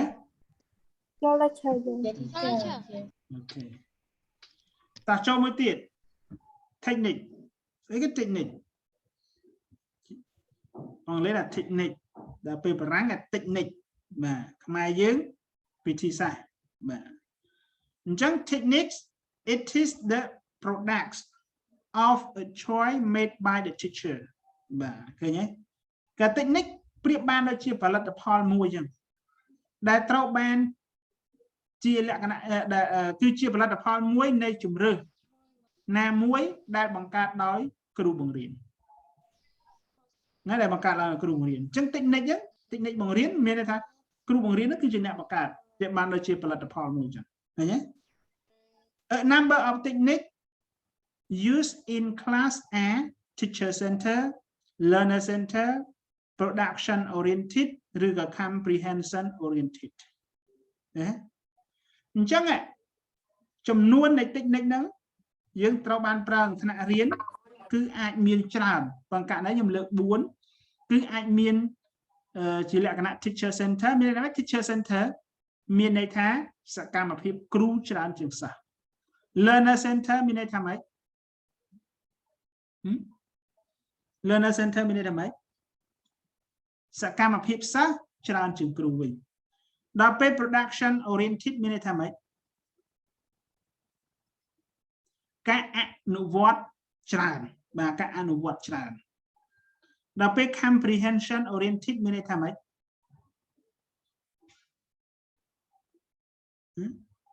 comprehension oriented មានន័យថាការពន្យល់បង្ហាញច្រើនជាលក្ខណៈទូលំទូលាយតើណាអញ្ចឹងអាហ្នឹងហើយវាមានអាហ្នឹងហើយក៏ឲ្យឈ្មោះថាចំនួននៃ technique ដែលយើងត្រូវប្រើនៅក្នុងថ្នាក់រៀនហើយនៅក្នុងមួយនឹងយើងបែងចែកទៀតណាយើងបែងចែកទៀតប៉ុន្តែកន្លងមកយើងអនុវត្តតែ4នឹងទេណានៅ4នឹងទេណាបាទអាមានការអនុវត្តច្រើនមានន័យថាយើងបង្រៀនអ្វីមួយយើងឲ្យសិស្សអនុវត្តអានឹងច្រើនមួយទៀតយើងត្រូវការបង្ហាញច្រើនបាទបង្ហាញច្រើនណាបាទ comprehension oriented បាទបង្ហាញច្រើនមួយទៀត yes I ask one more question like student center it mean student center learner center តែមួយគុណ oh yes តែមួយជួនកាលគេហៅ learner center ជួនកាលគេហៅ student center ដូចគ្នាទេតើណាគុណ yes ណាតាមមួយទៀតតកតងជាមួយនឹង exercise បាទ technique ក្នុងការរៀបចំលំហាត់ it refers to a particular combination of a technique and data in a course book or supplementary material អញ្ចឹងការរៀបចំលំហាត់ហ្នឹងយើងត្រូវតែរួមផ្សំនៅធាតុផ្សំជាច្រើនដែលមានលក្ខណៈពិសេសដែលយើងត្រូវតែដាក់ឬក៏ដកស្រង់ចេញមកពីសិភៅសិក្សាគោលណាដើម្បីដាក់ឲ្យសិស្សធ្វើណាឧទាហរណ៍ in the case of a passage on elephant with blanks to be filled in the technique is close or blank filling and data is passage of elephant ឧទាហរណ៍យើងដកស្រង់អត្ថបទមួយដែលនិយាយអំពីសត្វដំរីណាដែលនិយាយអំពីសត្វដំរីអញ្ចឹងយើងត្រូវតែ design លំហាត់យ៉ាងម៉េចយើង design ជាលក្ខណៈ blank filling ក៏បាន blank filling ស្មើនឹង gap filling មានន័យថាយើងដាក់ជាលំហាត់មួយមកដាក់ជាប្រយោគមួយមកគេថាthe elephant is ចុចហើយដាក់ full stop មកចាអាហ្នឹង gap filling ណាឬក៏ blank filling ណាបាទអញ្ចឹងយើងត្រូវនិយាយអ្វីលំហាត់ដែលយើងត្រូវនិយាយអ្វីលំហាត់ដែលយើងត្រូវ design ឡើងហ្នឹងគឺត្រូវតែពាក់ព័ន្ធជាមួយនឹងលំហាត់របស់យើងដោយករណីគេឧទាហរណ៍ថាអត្ថបទមួយនិយាយពីសត្វដំរីអញ្ចឹងយើងអាច design តេស្តយ៉ាងម៉េច design ជា exercise យើងយ៉ាងម៉េចគឺពាក់ព័ន្ធជាមួយនឹងសត្វដំរីហើយការ design របស់យើងជាលក្ខណៈ multiple choice ក៏បានជាលក្ខណៈបំពេញចន្លោះក៏បានតើណាទេអញ្ចឹងអាហ្នឹងហើយគឺជា technique នៃការធ្វើឬក៏ design លំហាត់ដាក់ឲ្យសិស្សធ្វើហើយសូមបញ្ជាក់ផងដែរការ design លំហាត់ដែលដាក់ឲ្យសិស្សធ្វើនោះគឺប្អូនត្រូវតែលើកយកតែចំណុចណាដែលជាលក្ខណៈ particular លក្ខណៈពិសេសណាឧបមាថាគេនិយាយពីអត្ថបទសត្វដំរីអញ្ចឹងប្អូនអាចនិយាយមកបាទមានជាអត្ថបទអញ្ចឹងមកហើយប្អូន design មកត្រូវហើយការ design លំហាត់របស់យើងត្រូវដកស្រង់ចេញមកពីអត្ថបទគោលរបស់យើងណានៅក្នុងសភៅសិក្សាគោលហ្នឹងយើងត្រូវអនុវត្តណាយើង design លំហាត់ជាលក្ខណៈបំពេញចន្លោះក៏បានជាលក្ខណៈពហុជម្រើសក៏បានឬក៏ជាលក្ខណៈ answer the question ក៏បានតើកន្លែងហ្នឹងតើណា Yeah teacher តើណាតើអ្នកផ្សេងមានសំណួរអីទេ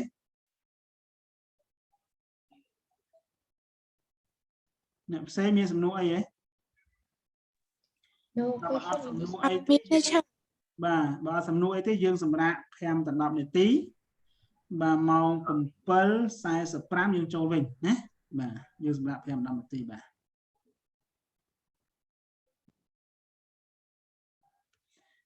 អូខេអញ្ចឹង section មុនយើងដល់ទៅចំណុច exercise ណាឥឡូវយើងចូលចំណុចមួយទៀតហើយមុនចូលចំណុចមួយទៀតមានជាសំណួរអីទេតកតងជាមួយនឹងចំណុចហ្នឹង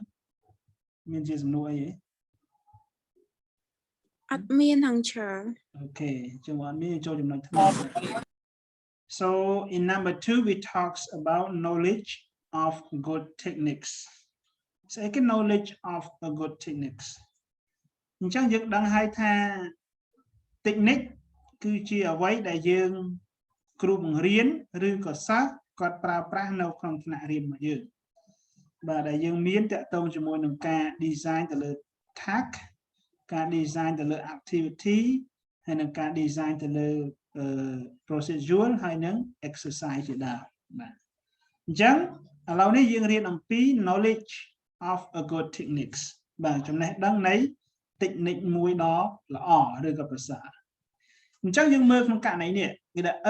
knowledge of good techniques and how to adapt them in essential for successful language teaching and learning. As you have already known, technique is very important for teaching and learning. That you have to include all criteria of techniques criteria in your teaching and learnings. But in here, language of good techniques, you have to practice all your good techniques in your language teaching and learning. Without teaching and learning, we cannot include techniques. Okay? But the question is that, why do you need to include techniques in your teaching and learning? The answer will answer like this. When you include the techniques in your teaching and learning,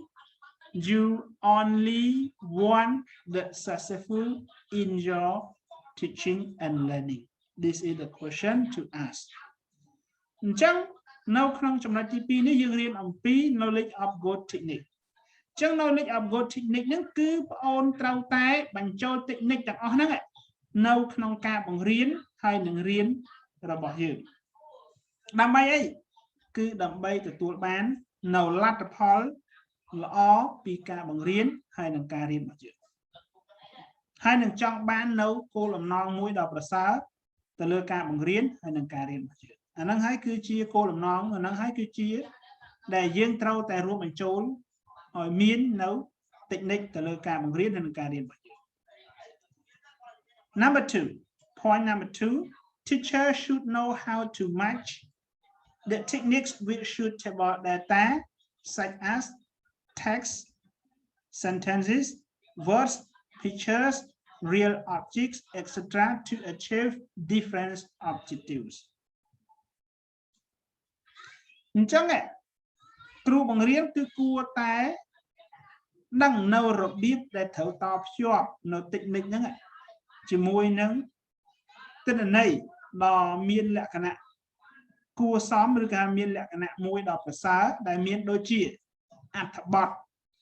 បើសិនជាមេរៀនហ្នឹងរៀនតាក់ទងជាមួយនឹងអត្ថបទតើយើងត្រូវតែមាន technique អីខ្លះដើម្បីបញ្ចូលជាមួយនឹងមេរៀនរបស់យើងដែលយើងត្រូវលើកយកមកបង្រៀនសិស្សហ្នឹងតោះណាបាទ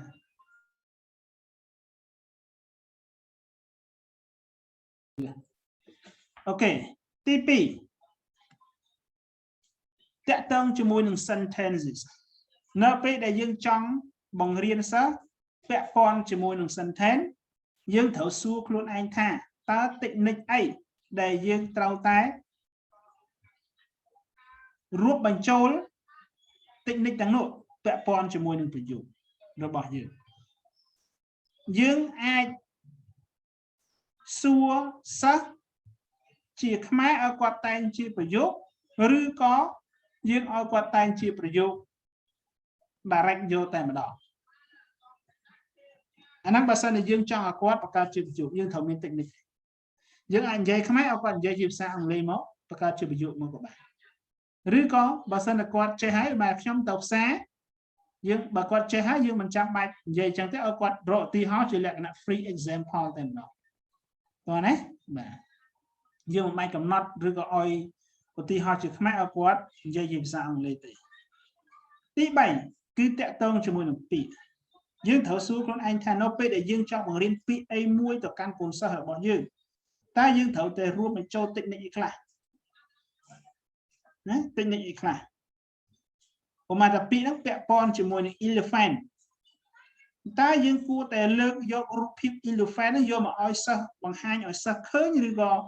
យើងឲ្យសិស្សប្រើជាលក្ខណៈស្រមោលស្រមៃណាប្រើជាលក្ខណៈស្រមោលស្រមៃឃើញទេចឹងអាហ្នឹងគឺវាពាក់ព័ន្ធជាមួយនឹងចំណុចហ្នឹងឬក៏យើងអាច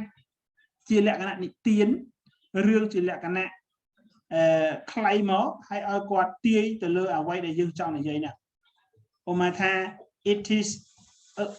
is a kind of big animal that always eat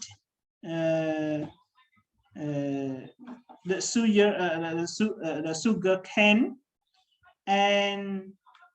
his nose is very long យើងឧទាហរណ៍អញ្ចឹងមកណាបាទឧទាហរណ៍អញ្ចឹងបាទយើងចេះនិយាយជាភាសាអង់គ្លេសតែឲ្យសិស្សទាយវាគឺជាប្រភេទសត្វពាហនៈមួយដ៏ធំមានជើង4ហើយច្រមុះរបស់វាវែងបាទឃើញទេ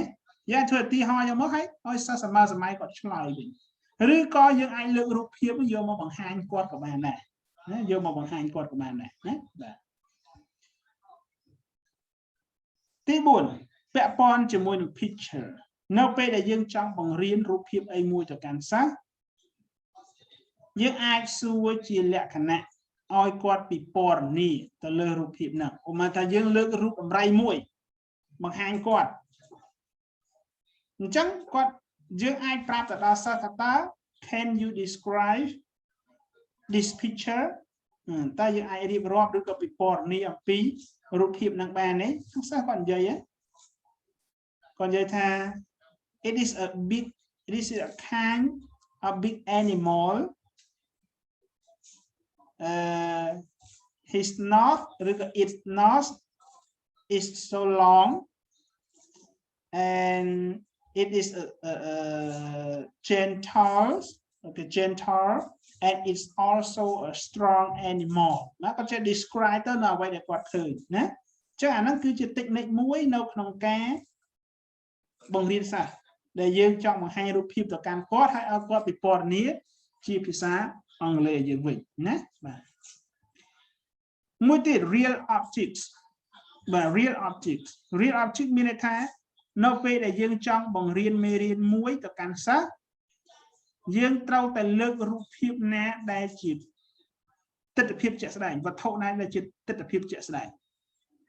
យើងកុំនិយាយអ្វីឬក៏កុំបង្ហាញអ្វីដែលមិនមានភាពជាក់ស្ដែងឲ្យឃើញឧទាហរណ៍ថាយើងបង្រៀនមេរៀនមួយគឺពាក់ព័ន្ធជាមួយនឹង present continuous ឧទាហរណ៍អញ្ចឹងយើងត្រូវតែលើកឧទាហរណ៍អីដែលពាក់ព័ន្ធជាមួយនឹង present continuous យកមកឲ្យសិស្សណាឧបមាថាសកម្មភាពដែលបងកំពុងបង្រៀនហ្នឹងបាទអាហ្នឹងយើងគួរប្រើ present simple ឬក៏គួរប្រើ present continuous តែយើងអាចសួរអញ្ចឹងតែសិស្សខ្លះក៏ឆ្លើយថា present simple សិស្សខ្លះក៏ឆ្លើយថា present continuous តែឃើញទេប៉ុន្តែយើងជាគ្រូយើងដឹងហើយនៅពេលដែលសិស្សឆ្លើយមកយើងអញ្ចឹងយើងដឹងហើយថាចម្លើយមួយណាត្រូវចម្លើយមួយណាខុសមិនមែនយើងសួរតែគាត់ទេយើងអត់ដឹងចម្លើយទេណាមិនមែនអញ្ចឹងទេណាបាទអញ្ចឹងយើងអាចលើកជារូបភាពជាក់ស្ដែងឬក៏លើកជាសកម្មភាពជាក់ស្ដែងណាមួយឬក៏វត្ថុជាក់ស្ដែងណាមួយយកទៅបង្ហាញគាត់ដើម្បីឲ្យគាត់មានលក្ខណៈចាប់អារម្មណ៍ជាមួយនឹងមេរៀនរបស់យើងធ្វើលក្ខណៈទាំងអស់ហ្នឹងដើម្បីអីគឺដើម្បីទទួលបាននៅលទ្ធផលមួយផ្សេងគ្នាឬក៏ហៅថាវត្ថុបំណងមួយផ្សេងគ្នាយើងធ្វើទាំងអស់ហ្នឹងតោះនេះវាមានច្រើនទៅទៀតណាបាទចំណុចចុងក្រោយ teacher build up the lesson from the techniques ណាអញ្ចឹងគ្រូបង្រៀនគឺត្រូវប្រកាសខ្លួនឯងតា technique ដែលគាត់យកមកបង្រៀនសិស្សនោះគឺត្រូវដកស្រង់ឬក៏ត្រូវពាក់ព័ន្ធជាមួយនឹងមេរៀនមិនមែនមេរៀនយើងបង្រៀនតាក់ទងជាមួយនឹង present continuous tense យើងទៅលើកអ្វីផ្សេងយកមកលើកយកមកបង្កើតជា technique ក្នុងករណីនេះបានទេអត់ទេតោះណាគឺយើងត្រូវតែ build up យ៉ាងម៉េច lesson របស់យើងត្រូវពាក់ព័ន្ធជាមួយនឹង technique ហ្នឹងដែរបើថាយើង lesson របស់យើងពាក់ព័ន្ធជាមួយនឹងពាក្យយើងអាចលើកពីពាក្យអីមួយមកយកមកនិយាយមកណាបើ lesson របស់យើងពាក់ព័ន្ធរូបភាពយើងអាចលើករូបភាពអីមួយយកមកបង្ហាញឲ្យសិស្សឃើញទៅដល់តើណាណាអញ្ចឹងអាហ្នឹងឲ្យឈ្មោះថា technique ដែលយើងត្រូវតែបញ្ចូលនៅទៅតែបង្រៀនទៅកាន់សិស្សដើម្បីធ្វើឲ្យសិស្សនឹងងាយយល់ងាយចាប់បានតើណាអញ្ចឹងតើ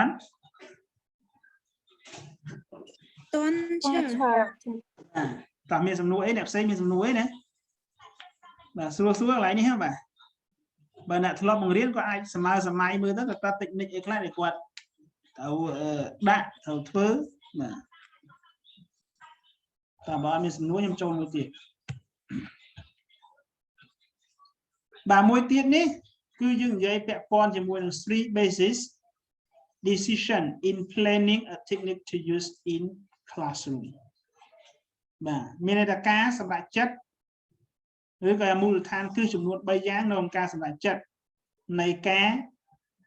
riệp chom bà tịnh nịch nông cá pra pra nạ riêng bảo dương nàyสำหรับปราบปรามนำเรียนคือที่มุ้ยคือ identify objectives នៅពេលដែលយើងចង់បង្កើតតិចនិចអីមួយហ្នឹងយើងត្រូវតែកំណត់វត្ថុបំណងពាក្យថាវត្ថុបំណងមានន័យថាអ្វីដែលយើងរំពឹងទុកនៅពេលដែលចប់ចំណុចហ្នឹងតើសិស្សទទួលបានអីខ្លះពីចំណុចហ្នឹងអាហ្នឹងក៏ឈ្មោះថា objective ហើយនៅក្នុង lesson plan យើងនឹងសង្កត់ធ្ងន់ទៅលើចំណុចនេះទៀតណាបាទទី2យើងត្រូវតែ choose and adapt a suitable techniques យើងត្រូវតែជ្រើសរើស technique ហើយនឹងអនុវត្ត technique ណាមួយដែលមានលក្ខណៈគួរសមឬក៏លក្ខណៈត្រូវជាមួយនឹងបរិបទនៃមេរៀនហ្នឹងបាទហើយទី3គឺយើង select suitable data យើងត្រូវតែជ្រើសរើសនៅទិន្នន័យឬក៏ធនធានណាមួយដែលមានលក្ខណៈសមគួរណាឬក៏ប្រសើរតកតងជាមួយនឹងមេរៀនហើយនឹងសមត្ថភាពរបស់សិស្សអាហ្នឹងគឺជាមូលដ្ឋានគ្រឹះចំនួន3យ៉ាងក្នុងការសម្រេចចិត្ត planning ទៅលើ technique សម្រាប់ប្រើប្រាស់នៅក្នុងថ្នាក់រៀនរបស់យើងណាយើងមាន3ចំណុចហ្នឹងបាទតទៅនេះយើងចូលចំណុចទី1បាទយើងចូលចំណុចទី1បាទចំណុចទី1នេះយើងនិយាយអំពី types of objective បាទ types of objective ប្រភេទនៃការកំណត់វត្ថុបំណងណាប្រភេទនៃការកំណត់វត្ថុបំណងអញ្ចឹងប្រភេទនៃការកំណត់វត្ថុបំណងនេះគឺយើងមាន2ប្រភេទទី1គឺឲ្យឈ្មោះថាជា product objectives ឬក៏សៀវភៅខ្លះគេនិយាយថា learning objective ឬក៏សៀវភៅខ្លះគេនិយាយថា performance objective តាមពិតអា3ហ្នឹងគឺបងប្អូនវាបង្កើតទេណាបាទសៀវភៅខ្លះគេនិយាយថា product objective គឺគេសំដៅទៅលើអីគេ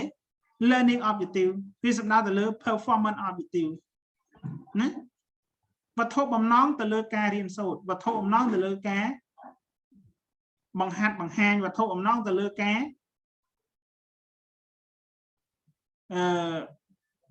ប្រើប្រាស់នៃផលិតផលនៃការរៀនសូត្ររបស់យើងណា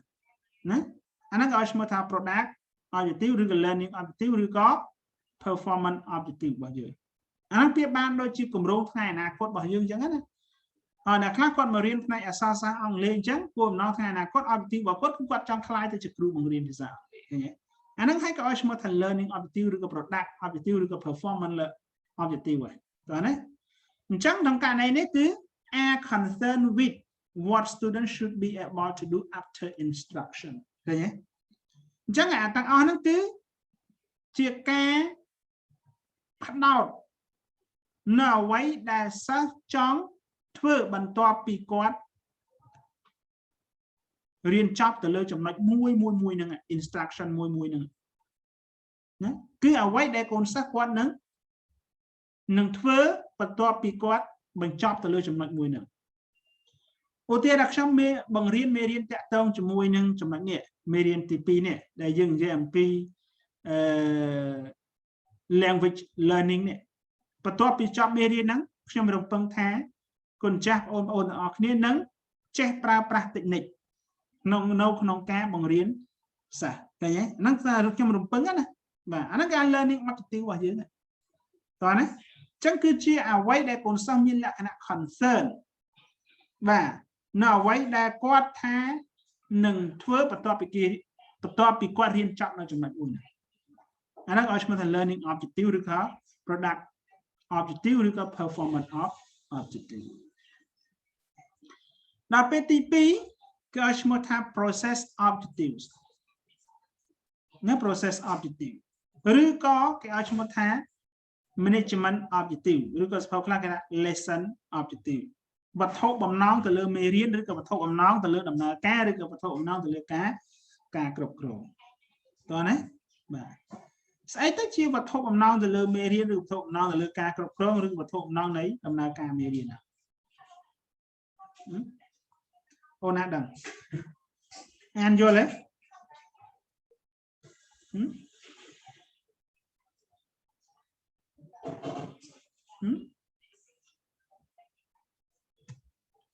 បាទអញ្ចឹងនៅក្នុងចំណុចហ្នឹង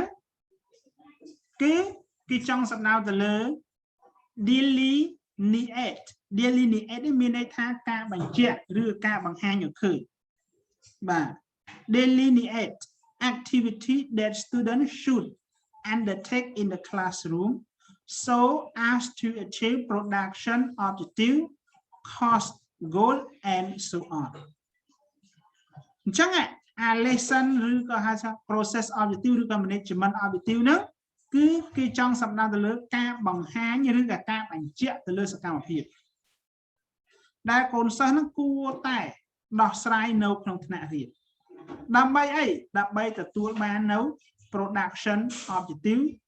ឬក៏ course objective and so on ឃើញទេឧបមាថាខ្ញុំបង្រៀនមេរៀនតាក់ទងជាមួយនឹង present simple ខ្ញុំឧទាហរណ៍ដែរដើម្បីឲ្យយល់ណាព្រោះសារវាស្រួលអញ្ចឹងខ្ញុំដាក់ objective របស់ខ្ញុំobjective ទី1ខ្ញុំតាក់ទងជាមួយនឹងការ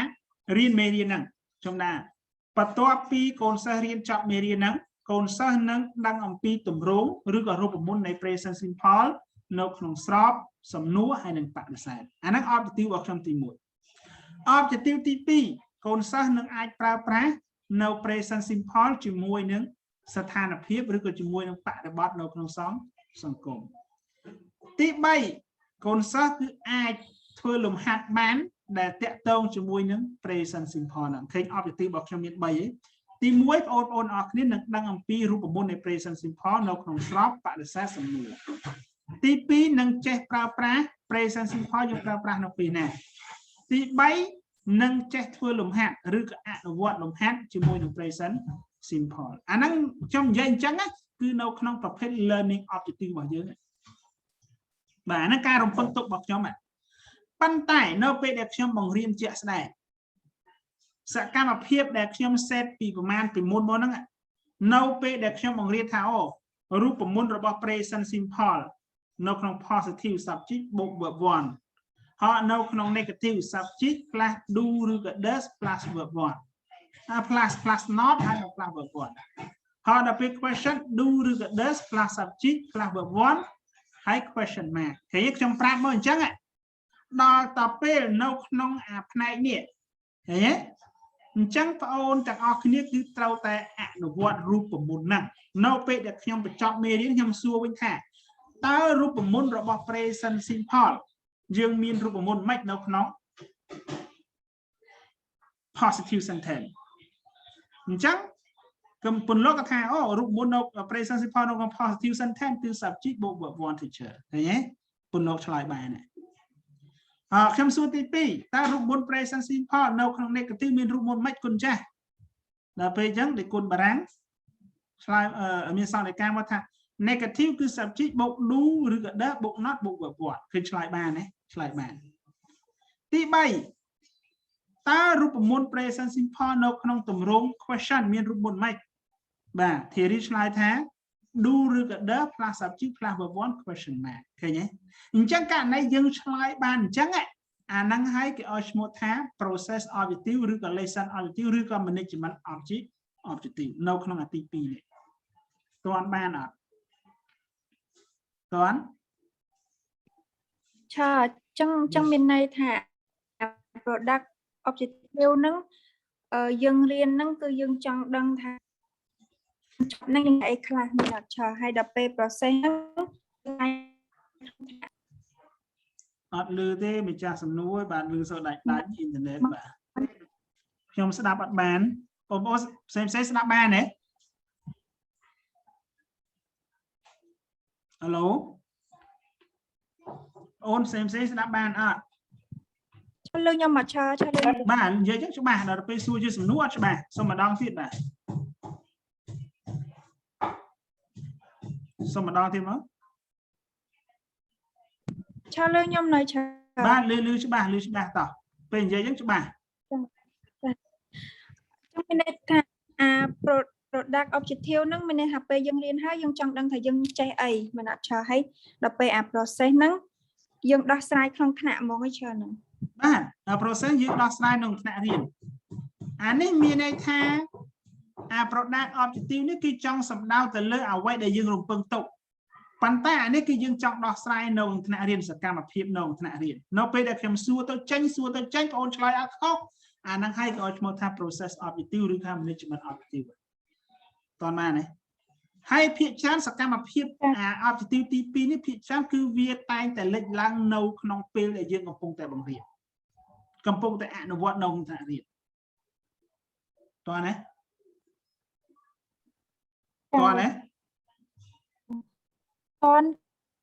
ច្បាស់ហើយណាតន់ចាលើខ្ញុំអត់ Yes ចាអូខេតើអ្នកផ្សេងមានសំណួរអីទៀតTeacher Yes Teacher ចំណុចđâyនឹងដូចជារបៀប record ហ្នឹងមែនទេដូចជា daily activity record អីចឹងសម្រាប់សិស្សមួយចឹងមែនទេ activity record មែនព្រោះអីបើតាមខ្ញុំស្ដាប់ច្រើនមិញតាមខ្ញុំយល់ទេ Teacher Yes អាហ្នឹងរបៀបដូចជាយើង record សិស្សមួយយកទៅថា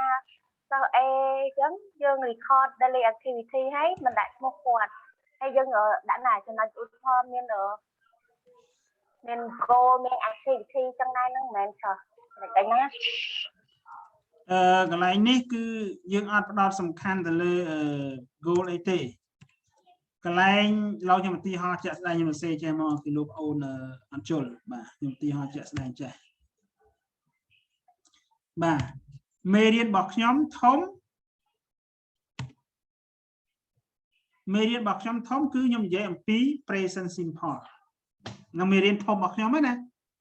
ហើយខ្ញុំធ្វើការដាក់ការរំពឹងទុកបន្ទាប់ពីចប់មេរៀនហ្នឹងខ្ញុំរំពឹងទុកថាបងប្អូនទាំងអស់គ្នានឹងចេះប្រើប្រាស់រូបមន្ត present simple ទី1ខ្ញុំដាក់ថា by the end of the student by the end of the lesson student will be able to ទី1គឺ use the 3 form of the present simple បាទទី1អាហ្នឹង objective របស់ខ្ញុំទី1ទី2បន្ទាប់ពីបញ្ចប់មេរៀន present simple នឹងហើយ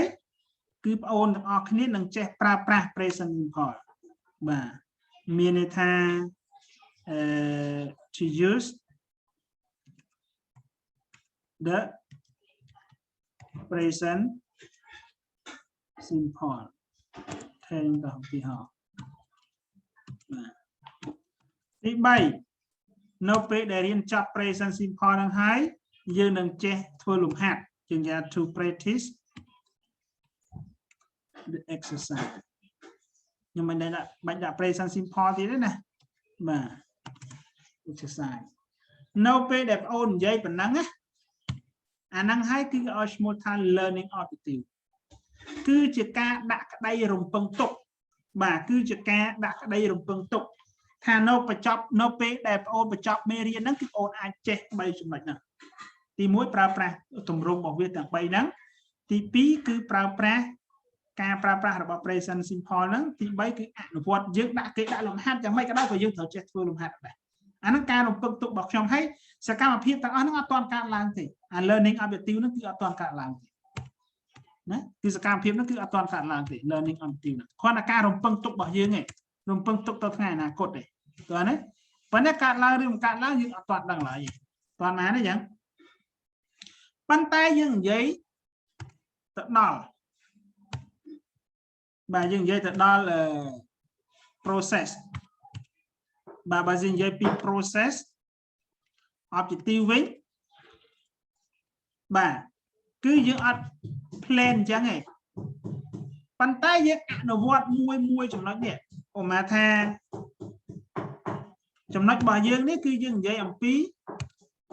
ចំណុចថាកូនសិស្សនឹងគាត់អាចប្រើប្រាស់រូបមន្តទាំង3នឹងបានអញ្ចឹងយើងអាចតេស្តមើលបាទយើងតេស្តមើលខ្ញុំសួរទី1ខ្ញុំសួរទៅពន្លកបាទពន្លកមើលត តើរូបមន្តរបស់ present simple នៅក្នុងទម្រង់ស្របហ្នឹងមានរូបមន្តម៉េចពលលោកឆ្លើយថា yes teacher subject plus verb 1ឃើញទេករណីពលលោកអាចឆ្លើយបានអញ្ចឹងនៅពេលដែលខ្ញុំសួរអញ្ចឹងហើយវា symmetry ជាមួយនឹងរូបមន្តនេះថាជាមួយនឹង objective របស់យើងដែលយើងដៅទុក to use the three form of the present simple ឃើញទេដែលយើងដៅទុកនេះអញ្ចឹងបើពលលោកអាចឆ្លើយបានមានន័យថាអ្វីដែលខ្ញុំបង្រៀនមកហ្នឹងពលលោកយល់មេរៀនហ្នឹងឃើញទេហើយខ្ញុំសួរទៀតមើល theory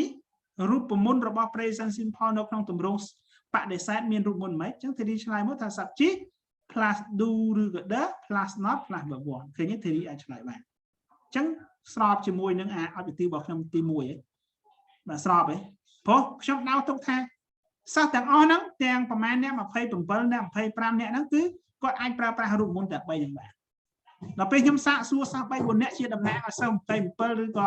30អ្នកហ្នឹងគាត់អាចឆ្លើយបានអញ្ចឹងឆ្លើយបានខ្ញុំសំបត្តិថាអូនសិស្សទាំងអស់ទាំង27អ្នកក្នុងថ្នាក់មួយហ្នឹងគឺចេះប្រើប្រាស់រូបមន្ត present simple បាទតោះណាអញ្ចឹងអាហ្នឹងហើយគេឲ្យឈ្មោះថាជា process objective នេះគឺតែងតែកើតឡើងនៅកំឡុងពេលមេរៀនរបស់យើងតោះណាឬក៏ពាក់កណ្ដាលមេរៀនឬក៏ចុងមេរៀននេះអាហ្នឹងក៏ឈ្មោះថា process objective ហើយតើបានអត់តើ Hello teacher អ្នកផ្សេងតើអត់ តើ teacher មកតន់ស្អីច្បាស់ទីឈើចង់សួរថាអា process objective ហ្នឹងយើងវាកើតឡើងកំឡុងពេលយើងកំពុងតែបរិញ្ញាឬក៏ពេលយើងបរិញ្ញាចប់ហើយទីឈើវាអាចកើតឡើងនៅកំឡុងពេលដែលយើងកំពុងតែបង្រៀនឬក៏ចុងនៃបញ្ចប់មេរៀនអត់ទាន់បញ្ចប់ទេមានតែចុងនៃបញ្ចប់ក្បែរនឹងបញ្ចប់មេរៀនយល់ទេយើងអាចជារំលឹកណាហើយអាហ្នឹងភាគច្រើនវាកើតឡើងនៅក្នុងគេឲ្យឈ្មោះថា lesson plan របស់យើងវាមាន5 step ទី1គេឲ្យឈ្មោះថា open ទី2គេឲ្យឈ្មោះថាwarming up ទី3គេឲ្យឈ្មោះថា presentation ទី4គេឲ្យឈ្មោះ wrapping up អញ្ចឹងអា process objective នេះភាគច្រើនវាកើតឡើងនៅក្នុងខ្ទង់ជំហានទី4បាទជំហានទី4ដល់ពេលជំហានទី5គឺ lesson closer គឺបញ្ចប់មេរៀនអញ្ចឹងprocess learn process objective នេះវាកើតឡើងនៅជំហានទី4តិចទៀតយើងរៀនដល់ lesson plan យើងនឹងដឹងហើយ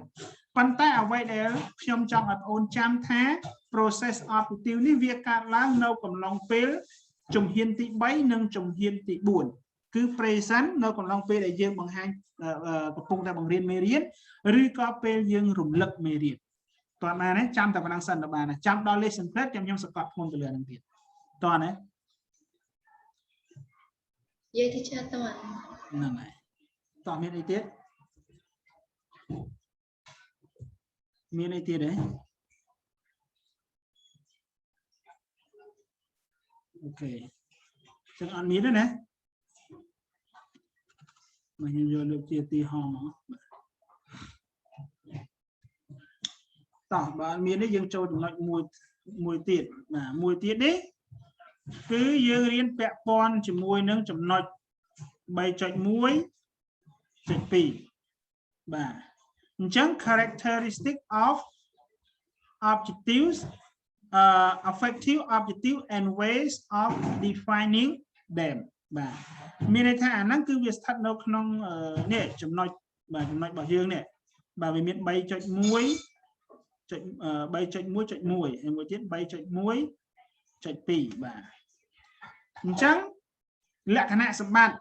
បាទដែលយើងត្រូវកំណត់ objective របស់យើងឲ្យមានលក្ខណៈប្រសិទ្ធភាពហើយនឹងមធ្យោបាយក្នុងការស្វែងរក objective របស់យើងនឹងយើងត្រូវធ្វើម៉េចណាបាទអញ្ចឹងក្នុងករណីនេះគេណែនាំយើងបាទគេណែនាំយើងថា objective should be consist of 3 parts បាទណាអញ្ចឹង objective របស់យើងហ្នឹងដែលយើងបង្កើតវាឡើងគឺត្រួតតែត្រូវអនុវត្តទៅលើចំណុច3បាទបែបផែនចំនួន3ទី1គឺ preface ហ្នឹងគឺគេឲ្យឈ្មោះថាខ្មែរយើងអារម្មណ៍កថា ស្អីគេអារម្មណ៍កថាអារម្មណ៍កថាគឺជាការប្រមាលមើលឬក៏ជាការសម័យសម័យទៅថ្ងៃអនាគតតើណាដោយសិភៅដូចអីគេចងក្រងសិភៅគេមានអារម្មណ៍កថានៅខាងមុខគេនិយាយថាសិភៅដែលខ្ញុំបានចងក្រងឡើងនេះគឺដើម្បីជាជំនួយស្មារតីទៅដល់លោកគ្រូអ្នកគ្រូឬក៏បងប្អូនឬក៏មិត្តអ្នកសិក្សាទាំងឡាយហើយការតាក់តែងសិភៅនេះឡើងវាតែងតែមានកំហុសតិចឬច្រើនឃើញទេក៏ចេះនិយាយណាអាហ្នឹងហៅឈ្មោះថា preface តើណាទី2កិរិយាសព្ទអានេះ preface គឺតកតងអារម្មណ៍របស់យើងការប្រមាលសម័យមើលទៅថ្ងៃអនាគតទី2កិរិយាសព្ទនៅក្នុងការកំណត់ objective របស់យើងនេះគឺប្អូនប្រើប្រាស់បានតែប្រភេទកិរិយាសព្ទបែបជាលក្ខណៈ active verb ទេឬក៏ action verb តើនេះ action verb កិរិយាសព្ទដែលមានសកម្មភាពអត់ឲ្យយកកិរិយាសព្ទបែបជាលក្ខណៈ state verb ឬក៏ non action verb យកមកប្រើទេតើណាទេឃើញខ្ញុំប្រើមិញទេប្រើប្រាស់ use practice អាហ្នឹងហើយគេឲ្យឈ្មោះថាជាប្រភេទកិរិយាសព្ទបែប action verb កិរិយាសព្ទដែលបង្ហាញសកម្មភាពឲ្យឃើញផ្ទាល់ហើយការផ្ដើមរបស់យើងគឺត្រូវផ្ដើមជាមួយនឹងពាក្យ to ជានិច្ចតាមពិតគេត្រូវទៅ say by the end of the lesson comma student will be able to ប៉ុន្តែដាក់ will be able បានណា to យើងដាក់ចំណុចក្រោមនោះមកតើណាអាហ្នឹងការកំណត់ objective ណាហើយបងអូនត្រូវប្រកាសថាកិរិយាសព្ទដែលបងអូនប្រើហ្នឹងគឺត្រូវជាប្រភេទកិរិយាសព្ទដែលបង្ហាញពីសកម្មភាពដែលចំណុចចុងក្រោយគេបែបផែនចំណុចចុងក្រោយគេគឺ description of the behavior ការពិពណ៌នាអំពីអត្តចរិតនៃមេរៀនរបស់យើងមិនអត្តចរិតនៃមនុស្សទេណាឧបមាមេរៀនហ្នឹងគឺយើងរៀនអំពី present simple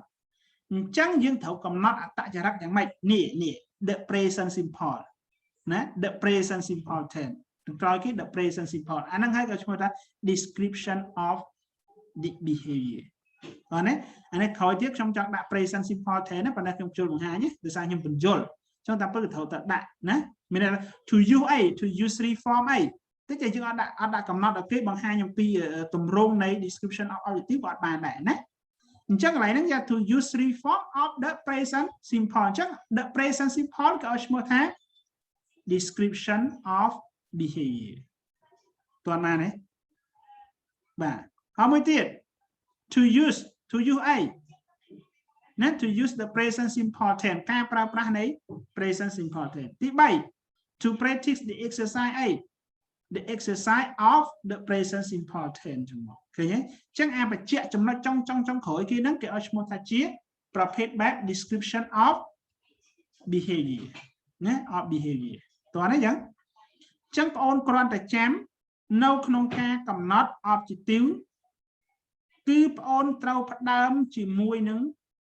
បាទអារម្មណ៍កថាបងប្អូនគឺបងអូនត្រូវតែបញ្ចូលអារម្មណ៍របស់យើងទី2គឺបងអូនត្រូវតែប្រើប្រាស់កិរិយាសព្ទណាដែលជាកិរិយាសព្ទបែបបង្ហាញសកម្មភាពឲ្យយើងឃើញអត់មានអាចយកកិរិយាសព្ទណាដែលមិនបង្ហាញសកម្មភាពឲ្យយើងឃើញយកមកដាក់នៅក្នុង objective ទេតើណាទី3គឺបងអូនត្រូវតែ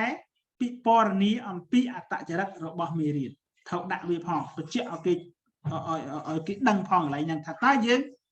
កំណត់ objective យើងចង់ឲ្យប្រើប្រាស់អីយើងត្រូវកំណត់កន្លែងហ្នឹងឲ្យគេដឹងផងតើណាបាទ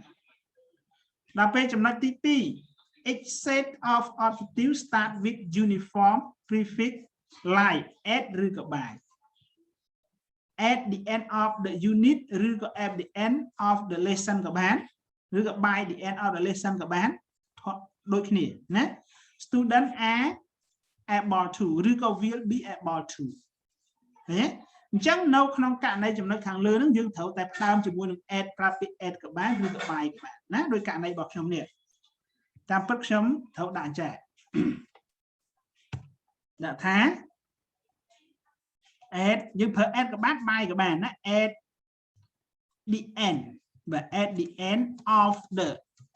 យើងចង់ប្រើ unit ក៏បាន lesson ក៏បាន lesson យើងដាក់ទាំងពីរទៅ unit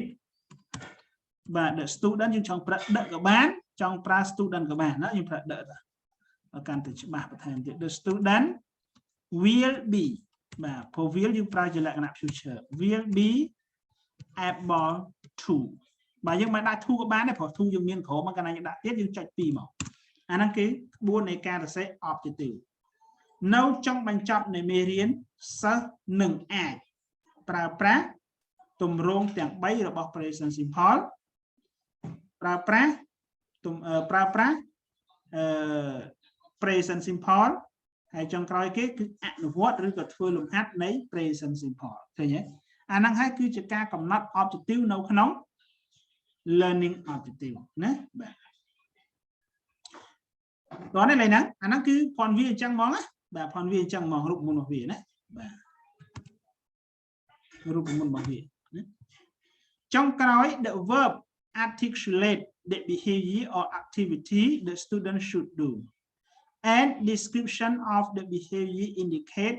the competency that student should demonstrate អញ្ចឹងចំណុចចុងក្រោយនៃ objective របស់យើងហ្នឹងគឺបងអូនត្រូវដាក់ថារាល់អាមេរៀនដែលបងអូនបង្រៀនហ្នឹងត្រូវប្រកាសថាកូនសិស្សរបស់បងអូនអាចធ្វើបាន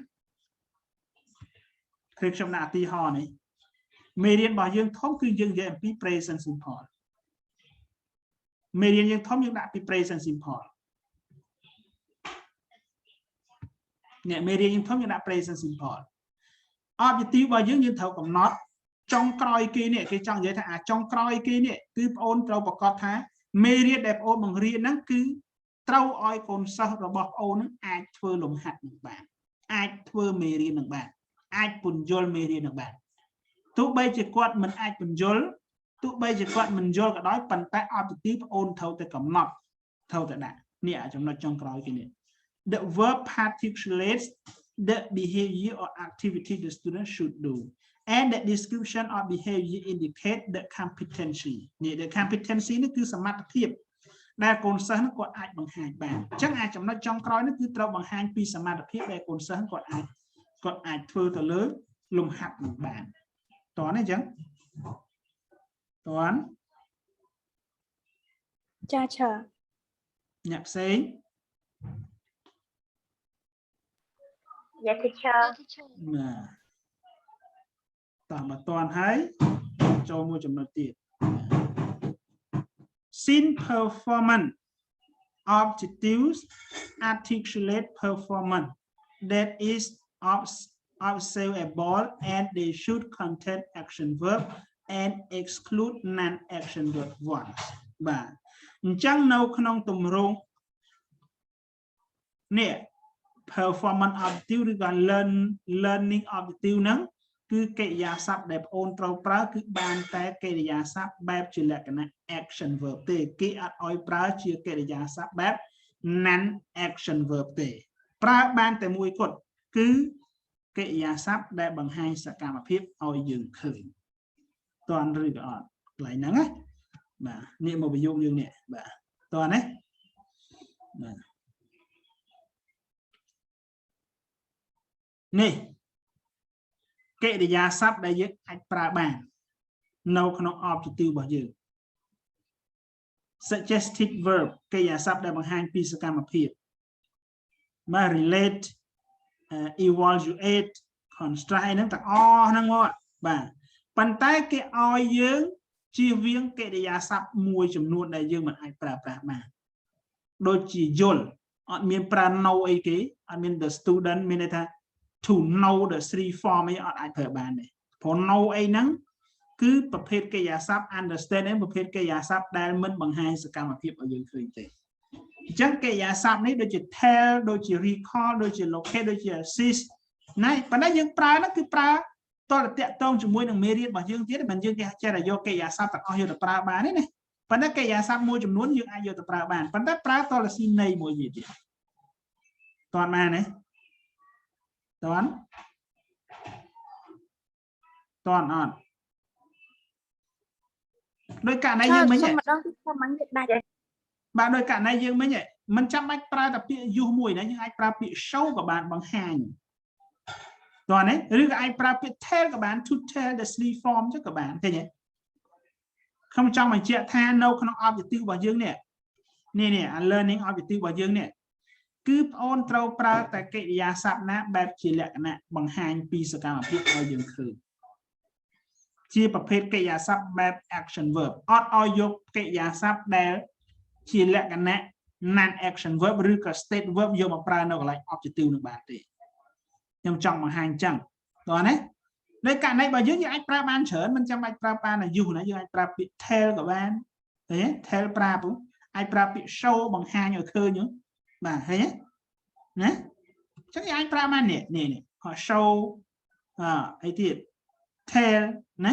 ប៉ុន្តែកិរិយាសព្ទទាំងអស់ហ្នឹងយើងត្រូវតែស៊ីន័យជាមួយនឹងប្រយោគរបស់យើងស៊ីន័យជាមួយ objective របស់យើងណាបាទប៉ុន្តែកិរិយាសព្ទដូចជាពាក្យ know ដូចជាពាក្យ understand appreciate believe enjoy ឬ remember អីយើងអត់ឲ្យយកទៅប្រើទេណាអត់ឲ្យយកទៅប្រើទេណានៅក្នុងករណី objective ណាគេឲ្យយើងយកទៅប្រើទេហើយសួរខ្ញុំថាមូលហេតុអីបានអត់ឲ្យយកទៅប្រើខ្ញុំមិនដឹងបើរូបមន្តគេប្រាប់មកអញ្ចឹងដែរខ្ញុំគាត់តែប្រាប់តទៅឃើញទេខ្ញុំគាត់តែប្រាប់តហ្នឹងគេឲ្យឈ្មោះថា moment to moment technique តើណាណា moment to moment technique អ្វីដែលគេប្រាប់ខ្ញុំប្រាប់តបងអូនអាហ្នឹងឲ្យឈ្មោះថា moment to moment technique តើណានេះជារូបមន្តគឺជាការបញ្យល់របស់គេមកអញ្ចឹងយើងគ្រាន់តែយកទៅប្រាប់តថាកិរិយាសព្ទមួយចំនួនហ្នឹងយើងមិនអាចយកទៅប្រើប្រាស់នៅក្នុងប្រភេទ learning objective បានទេមិនថា learning objective ឲ្យប្រភេទនៅក្នុង objective យើងអត់អាចយកទៅប្រើបានទេប៉ុន្តែអានេះយើងអាចយកប្រើបានប៉ុន្តែប្រើឲ្យចំន័យរបស់វាផងមិនចេះតែយកទៅប្រើប្រាស់ទេតើណាចឹងតើចាឈើតើចូលមួយទៀត when we formulate the objective we should think of the following factors នៅពេលដែលយើងចង់កំណត់វត្ថុបំណង objective របស់យើងនេះគឺវត្ថុបំណងណាគឺយើងត្រូវតែគិតនៅកត្តាមួយចំនួនខាងក្រោមនេះទី1គឺ time pressure គឺតកតងជាមួយនឹងពេលវេលារបស់យើងតើយើងមានពេលវេលាគ្រប់គ្រាន់នៅក្នុងការបង្រៀន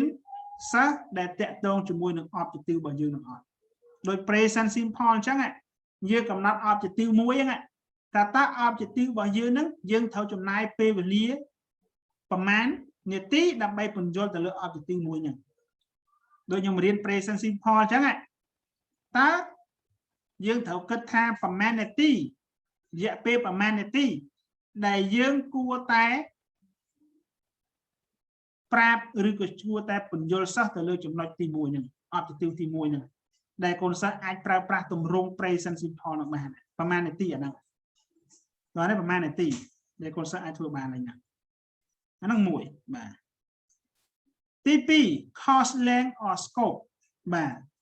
តើ course បាទវគ្គរបស់យើងមេរៀនរបស់យើងមកមួយមេរៀនទៅមួយមេរៀនយើងមានរយៈពេលវែងហើយនឹងទំហំប៉ុណ្ណាទំហំតូចឬក៏ត្រូវប្រើរយៈពេលវែងយើងត្រូវកំណត់ខ្លួនឯងណាបើទំហំតូចវា present simple វាមាន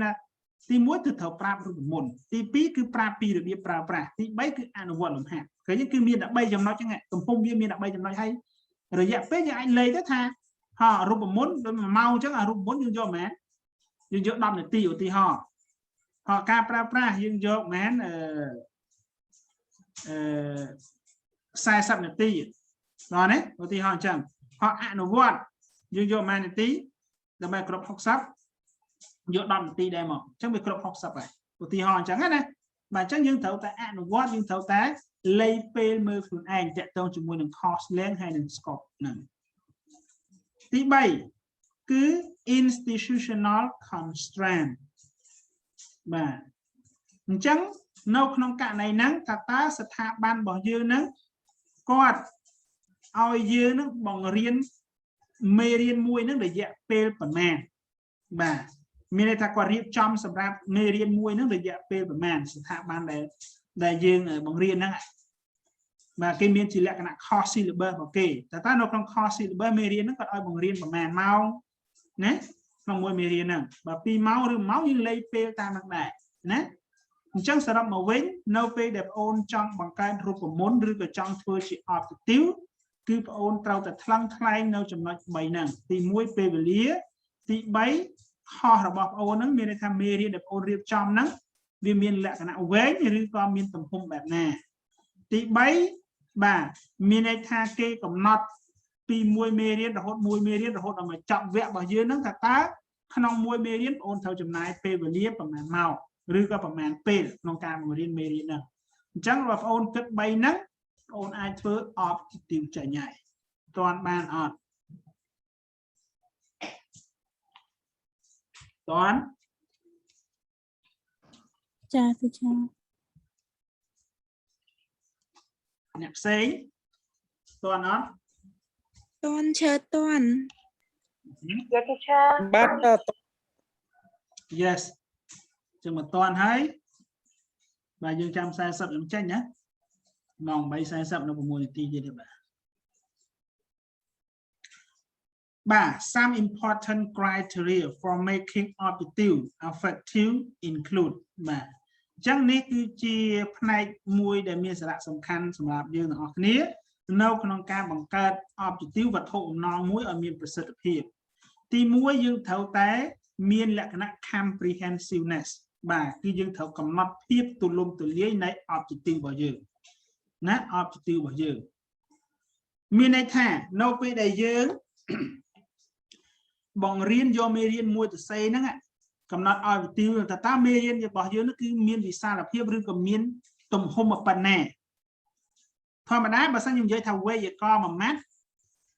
សួរថាវេយ្យាករណ៍មានតែ present simple មួយឬក៏អត់ឬក៏មានច្រើនបើសិនយើងនិយាយពាក្យថាវេយ្យាករណ៍មួយម៉ាត់យើងមានមែនមានច្រើនមែនទេយើងរាប់មិនអស់ទេប៉ុន្តែនៅក្នុងវេយ្យាករណ៍ហ្នឹងយើងមានអីខ្លះយើងអាចមានកាលហើយក្នុងកាលគេបែងចែកទៀតមានមែនមាន2ដងអញ្ចឹងក្នុងចំណោម2ដងយើងរើសយកមួយមក present simple យកមករៀនអញ្ចឹងយើងត្រូវកំណត់ objective ណាដែលមានលក្ខណៈ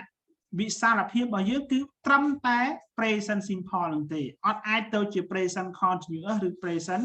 perfect ទេតើអត់អាហ្នឹងឲ្យឈ្មោះថា comprehensiveness តើអត់ទៅមកដល់ថាលើខ្ញុំនិយាយចា yes បាទ comprehensiveness ហ្នឹងគេឲ្យឈ្មោះថាភាពទូលំទូលាយឬគេហៅថាគឺជាទំហំឬក៏ដែនកំណត់ក្នុងការកំណត់ objective របស់យើងហ្នឹងខ្ញុំលើកជាឧទាហរណ៍បើយើងនិយាយអំពីបើយើងនិយាយអំពីវេយ្យាករណ៍ grammar សួរថា grammar របស់យើងមានតែ present simple មួយឬក៏មានច្រើនខ្ញុំសួរជាសំណួរអញ្ចឹង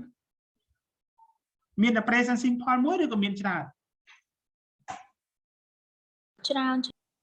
មានច្រើនមែនទេឆើខ្ញុំមានការបន្តិចឆើសុំចេញមុនសារទូរស័ព្ទខ្ញុំវាអស់ថ្មឆើបាទចេញចាំបាទឆ្កាសាបន្តិចសិនឆើបើសិនយើងនិយាយអំពី comprehensive មួយគឺសំដៅលើភាពទូលំទូលាយណាបើសិនយើងនិយាយពីវេយ្យាករណ៍សួរថា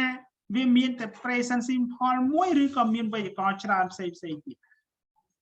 គឺមានច្រើនមិនមានថា present simple មួយទេប៉ុន្តែក្នុងចំណោម present ក្នុងវេយ្យាករណ៍យើងត្រូវលើកយកចំណុចណាមួយនៃវេយ្យាករណ៍យកមកបង្រៀនសិស្សអញ្ចឹងខ្ញុំលើកជា present simple មួយចុះអញ្ចឹងយើងត្រូវកំណត់ objective របស់យើងថាម៉េចគឺត្រឹមតែ present simple ទេអត់អាចយក present perfect ឬក៏យក past simple ឬក៏ present continuous យកមកកំណត់ទេបើសិនជាមេរៀនរបស់យើងតាក់ទងជាមួយនឹង present simple អញ្ចឹងអ្វីដែលយើងត្រូវធ្វើ comprehensiveness ហ្នឹងគឺពាក់ព័ន្ធតែជាមួយនឹង present simple ទេអញ្ចឹងមានន័យថា comprehensiveness គឺយើងត្រូវតែកំណត់ objective របស់យើងគឺត្រឹមតែ present simple នឹងបាទហើយតើណាតើចាអ្នកផ្សេងយល់អត់Tuan chơi. បាទទី2 consistency មានន័យថា ភាពមិនផ្លាស់ប្ដូរបើសិនជាមេរៀនរបស់យើងនិយាយអំពី present simple យើងកំណត់ត្រឹម present simple អាហ្នឹងគេឲ្យឈ្មោះថា comprehensiveness ប៉ុន្តែ consistency នេះគឺគេឲ្យយើងផ្លាស់ប្ដូរទេផ្លាស់ប្ដូរយ៉ាងម៉េចអត់ឲ្យយើងផ្លាស់ប្ដូរយ៉ាងម៉េចមានន័យថានៅក្នុងការកំណត់ objective របស់យើងហ្នឹងយើងត្រូវតែកំណត់យ៉ាងម៉េចឲ្យមានភាពប្រតិក្រឡាគ្នាដោយការនេះខ្ញុំឲ្យឧទាហរណ៍នេះ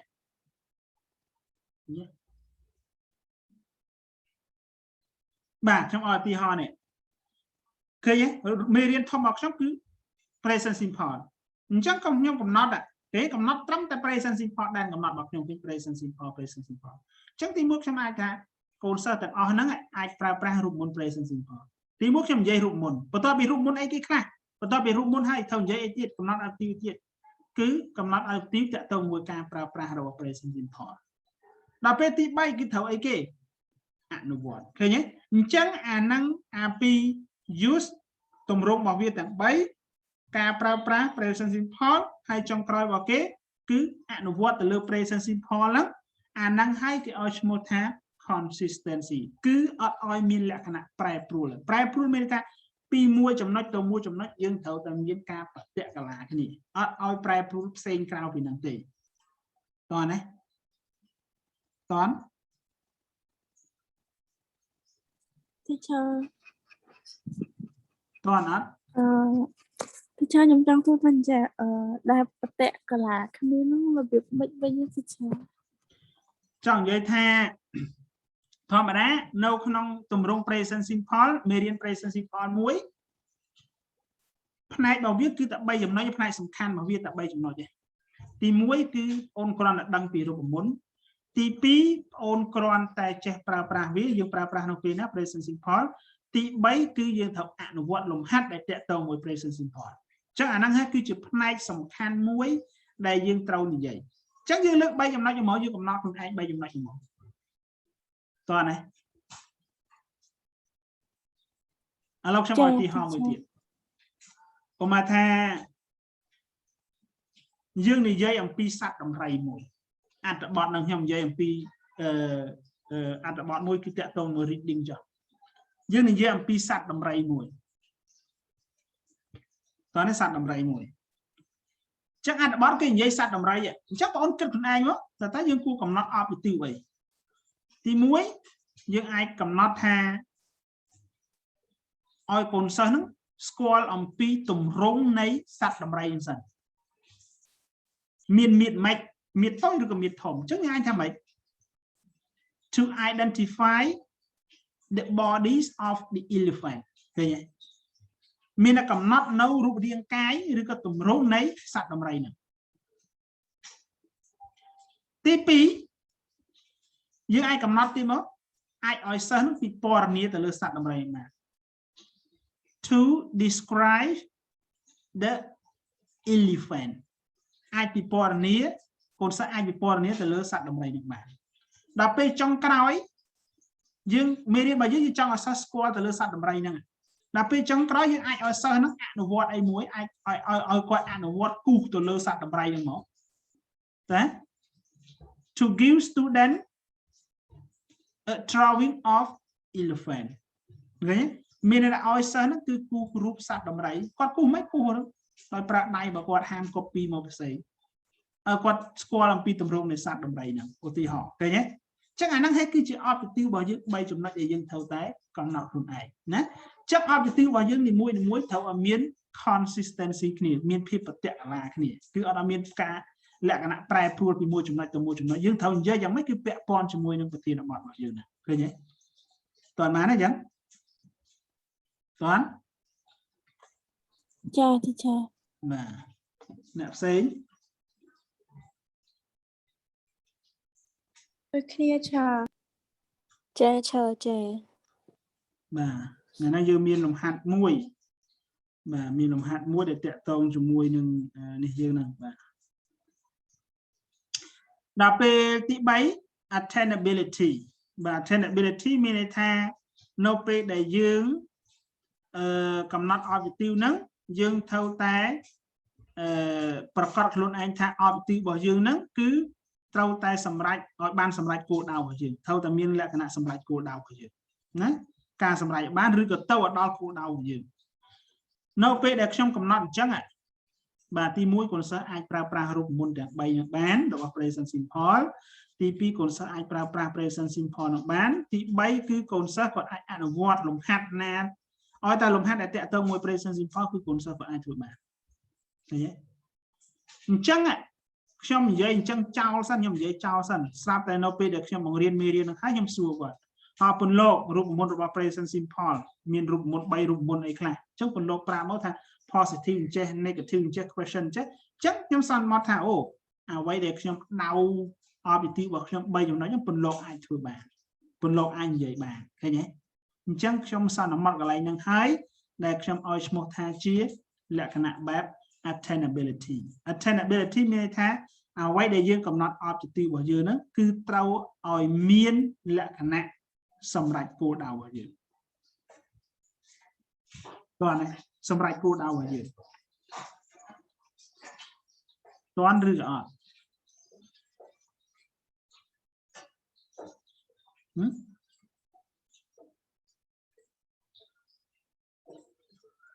តន់អត់អានឹងសម្រាប់របស់គ្រូណារបស់សិស្សសម្រាប់គោលដៅរបស់សិស្សគ្រូអ្នកដាក់ objective ប៉ុន្តែអ្វីដែលគ្រូបង្រៀនដល់កាន់សិស្សសិស្សសម្រាប់គោលដៅទៅលើអ្វីដែលគ្រូដាក់ហ្នឹងតោះណាចាទី4 suitability បាទ suitability នេះគឺចង់សំដៅទៅលើភាពសមរម្យឬក៏ភាពល្អប្រសើរនៅក្នុងការកំណត់ objective របស់យើងមិនមែន objective របស់យើងចេះតែកំណត់បាទយកអាទី1ដាក់ទី2យកទី2ដាក់ទី1អត់ទេយើងត្រូវកំណត់យ៉ាងម៉េចឲ្យមានលក្ខណៈសមស្របឲ្យមានលក្ខណៈស៊ីសង្វាក់គ្នាណាបាទដោយករណីរបស់ខ្ញុំអញ្ចឹងខ្ញុំកំណត់នេះទី1ខ្ញុំកំណត់ពីរូបមន្តសិនបើយើងអត់មានរូបមន្តសួរថាយើងឈានទៅដល់ការប្រើប្រាស់កើតយើងទៅតែងជាប្រយោគមិនកើតតែព្រោះសិស្សចេះពីរូបមន្តហើយបានខ្ញុំចូលទៅដល់ការប្រើប្រាស់របស់វា present simple យើងប្រើប្រាស់យ៉ាងម៉េចណានៅកន្លែងណាអីកន្លែងណាបន្ទាប់មកទៀតយើងមានលំហាត់នៅពេលដែលយើងគេដាក់លំហាត់មកលំហាត់មិនក៏ដោយឲ្យតែតាក់ទងមួយ present របស់យើងកលេចទៅឆេះកលេចទៅគឺឆេះមិនឆេះខ្ទេចទេណាគឺកលេចទៅយើងអាចធ្វើបានតោះណាយើងអាចធ្វើបានណាបាទចាបាទចុងក្រោយបាទ validity បាទ validity មានន័យថាអ្វីដែលយើងត្រូវតែកំណត់ objective ត្រូវតែមានលក្ខណៈមួយមានភាពត្រឹមត្រូវយ៉ាងម៉េចការកំណត់ objective របស់យើងត្រូវតែពាក់ព័ន្ធជាមួយនឹងប្រធានបទបើប្រធានបទរបស់យើង present simple យើងត្រូវតែកំណត់ត្រឹមតែ present simple ទេអត់អាចទៅដល់ present continuous ឬក៏ present perfect ទេតោះណាដល់ពេលចុងក្រោយគេ objective របស់យើងត្រូវតែមានលក្ខណៈ specific ច្បាស់លាស់បើពីមួយចំណុចទៅមួយចំណុចនេះបើមួយចំណុចយើងចង់និយាយអំពីការប្រើប្រាស់រូបមន្តយើងត្រូវតែបញ្ជាក់អំពីការប្រើប្រាស់រូបមន្តរបស់យើងបើចំណុចទី2យើងនិយាយអំពីការប្រើប្រាស់របស់ present simple យើងកំណត់តែប្រើប្រាស់ present simple ឲ្យច្បាស់កន្លែងមួយហ្នឹងមិនមែនយើងប្រើប្រាស់រូបមន្តហងប្រើប្រាស់present simple អនុវត្តលំហាត់ផងអត់អាចចូលគ្នាចឹងបានទេតោះណាកន្លែងនេះយើងមិនអាចទៅសេអញ្ចេះបានទេណាបាទមិនអាចថា to use the three form and usages of the present simple មិនអាចនិយាយចូលគ្នាចឹងបានយើងត្រូវញែកតោះណាយើងត្រូវញែកណាមិនអាចចូលគ្នាចឹងបានទេតោះណាយើងត្រូវញែកចេះចំណុចទី1ហ្នឹងគឺយើងនិយាយអំពីតែទម្រង់រូបមន្តរបស់វាទេចំណុចទី2យើងនិយាយអំពីការប្រើប្រាស់របស់វាចំណុចទី3គឺនិយាយអំពីការអនុវត្តរបស់វាធ្វើម៉េចត្រូវឲ្យ specific ចឹងតែម្ដងតើណាណាតើចាបាទតើមានសំណួរអីមានសំណួរអីហ៎